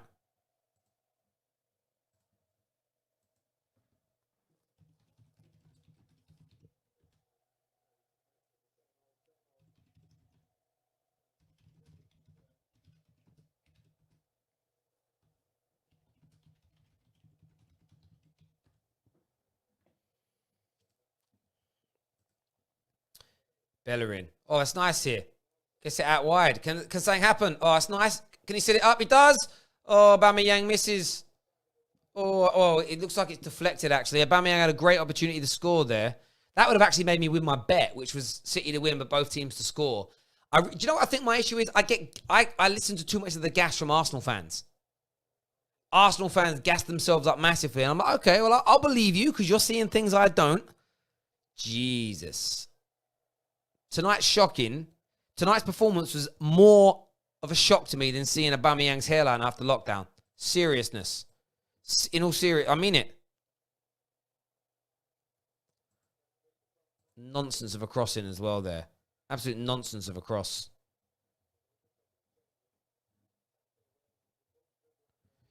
By the way, thank you to everyone who's tuned in tonight. All of our new subscribers. It means an absolute load to us. The super chats as well, the phone calls. We really do appreciate it. It's a tough time really for us all at the minute because there's so many, you know, I mean, we cover all the top six and we have done for years. I've even seen people tonight that run like Everton and Liverpool channels, have nothing to do with this game, doing watch-alongs on it. So there's a lot of people out there bored at home, of course, everyone looking to push themselves forward. So all I would say is thank you to all of our regular viewers, all of our members that have tuned in tonight. I know a lot of you have switched between different channels, and that's cool. You know, we're like here. We're not a selfish channel that thinks it's all about us. We should appreciate everyone that's been here, everyone that's come, everyone's done their thing. After the game, we'll be live again pretty much straight away. I'll be giving you my match thoughts, and we'll be getting live digital fan cams. Adam Charles is coming on. Sonny's coming on. We've got Simon coming on. We've got a couple of the girls from Gold Diggers coming on, one by one, 2 or 3 minutes, maybe a bit more if they're speaking sense, giving us their views on this game, one after the other. You're going to get to see some Arsenal fans live in the flesh, and not the usual faces you see everywhere else as well. And then we'll open the lines up, and we'll take a few calls. But if you come on, you've got a phone, get your points out. No dilly-dallying, no, just on it, straight away. Aguero has a shot from distance and it's blocked. Jeez. Thank you, Marcus. I appreciate what you say.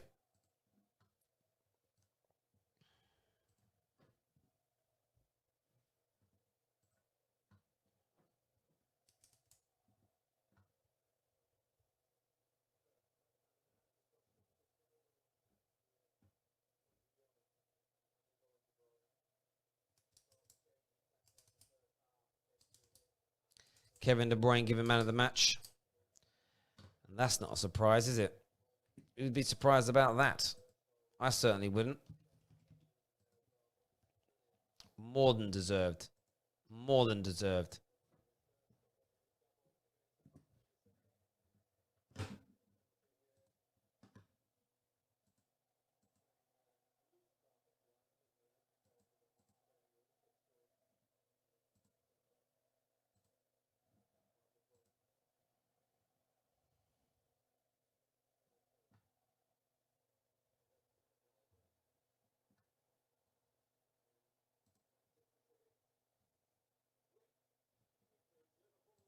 There we go. Game over, ladies and gentlemen. There we have it.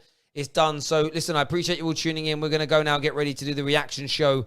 Of course, still live here on the Football Terrace. So, stay tuned. You'll see the stream come out in a few moments. So, make sure you stay tuned. Everyone who's tuned in, thank you. Good night. God bless. And we'll see you all again very, very soon. Take care.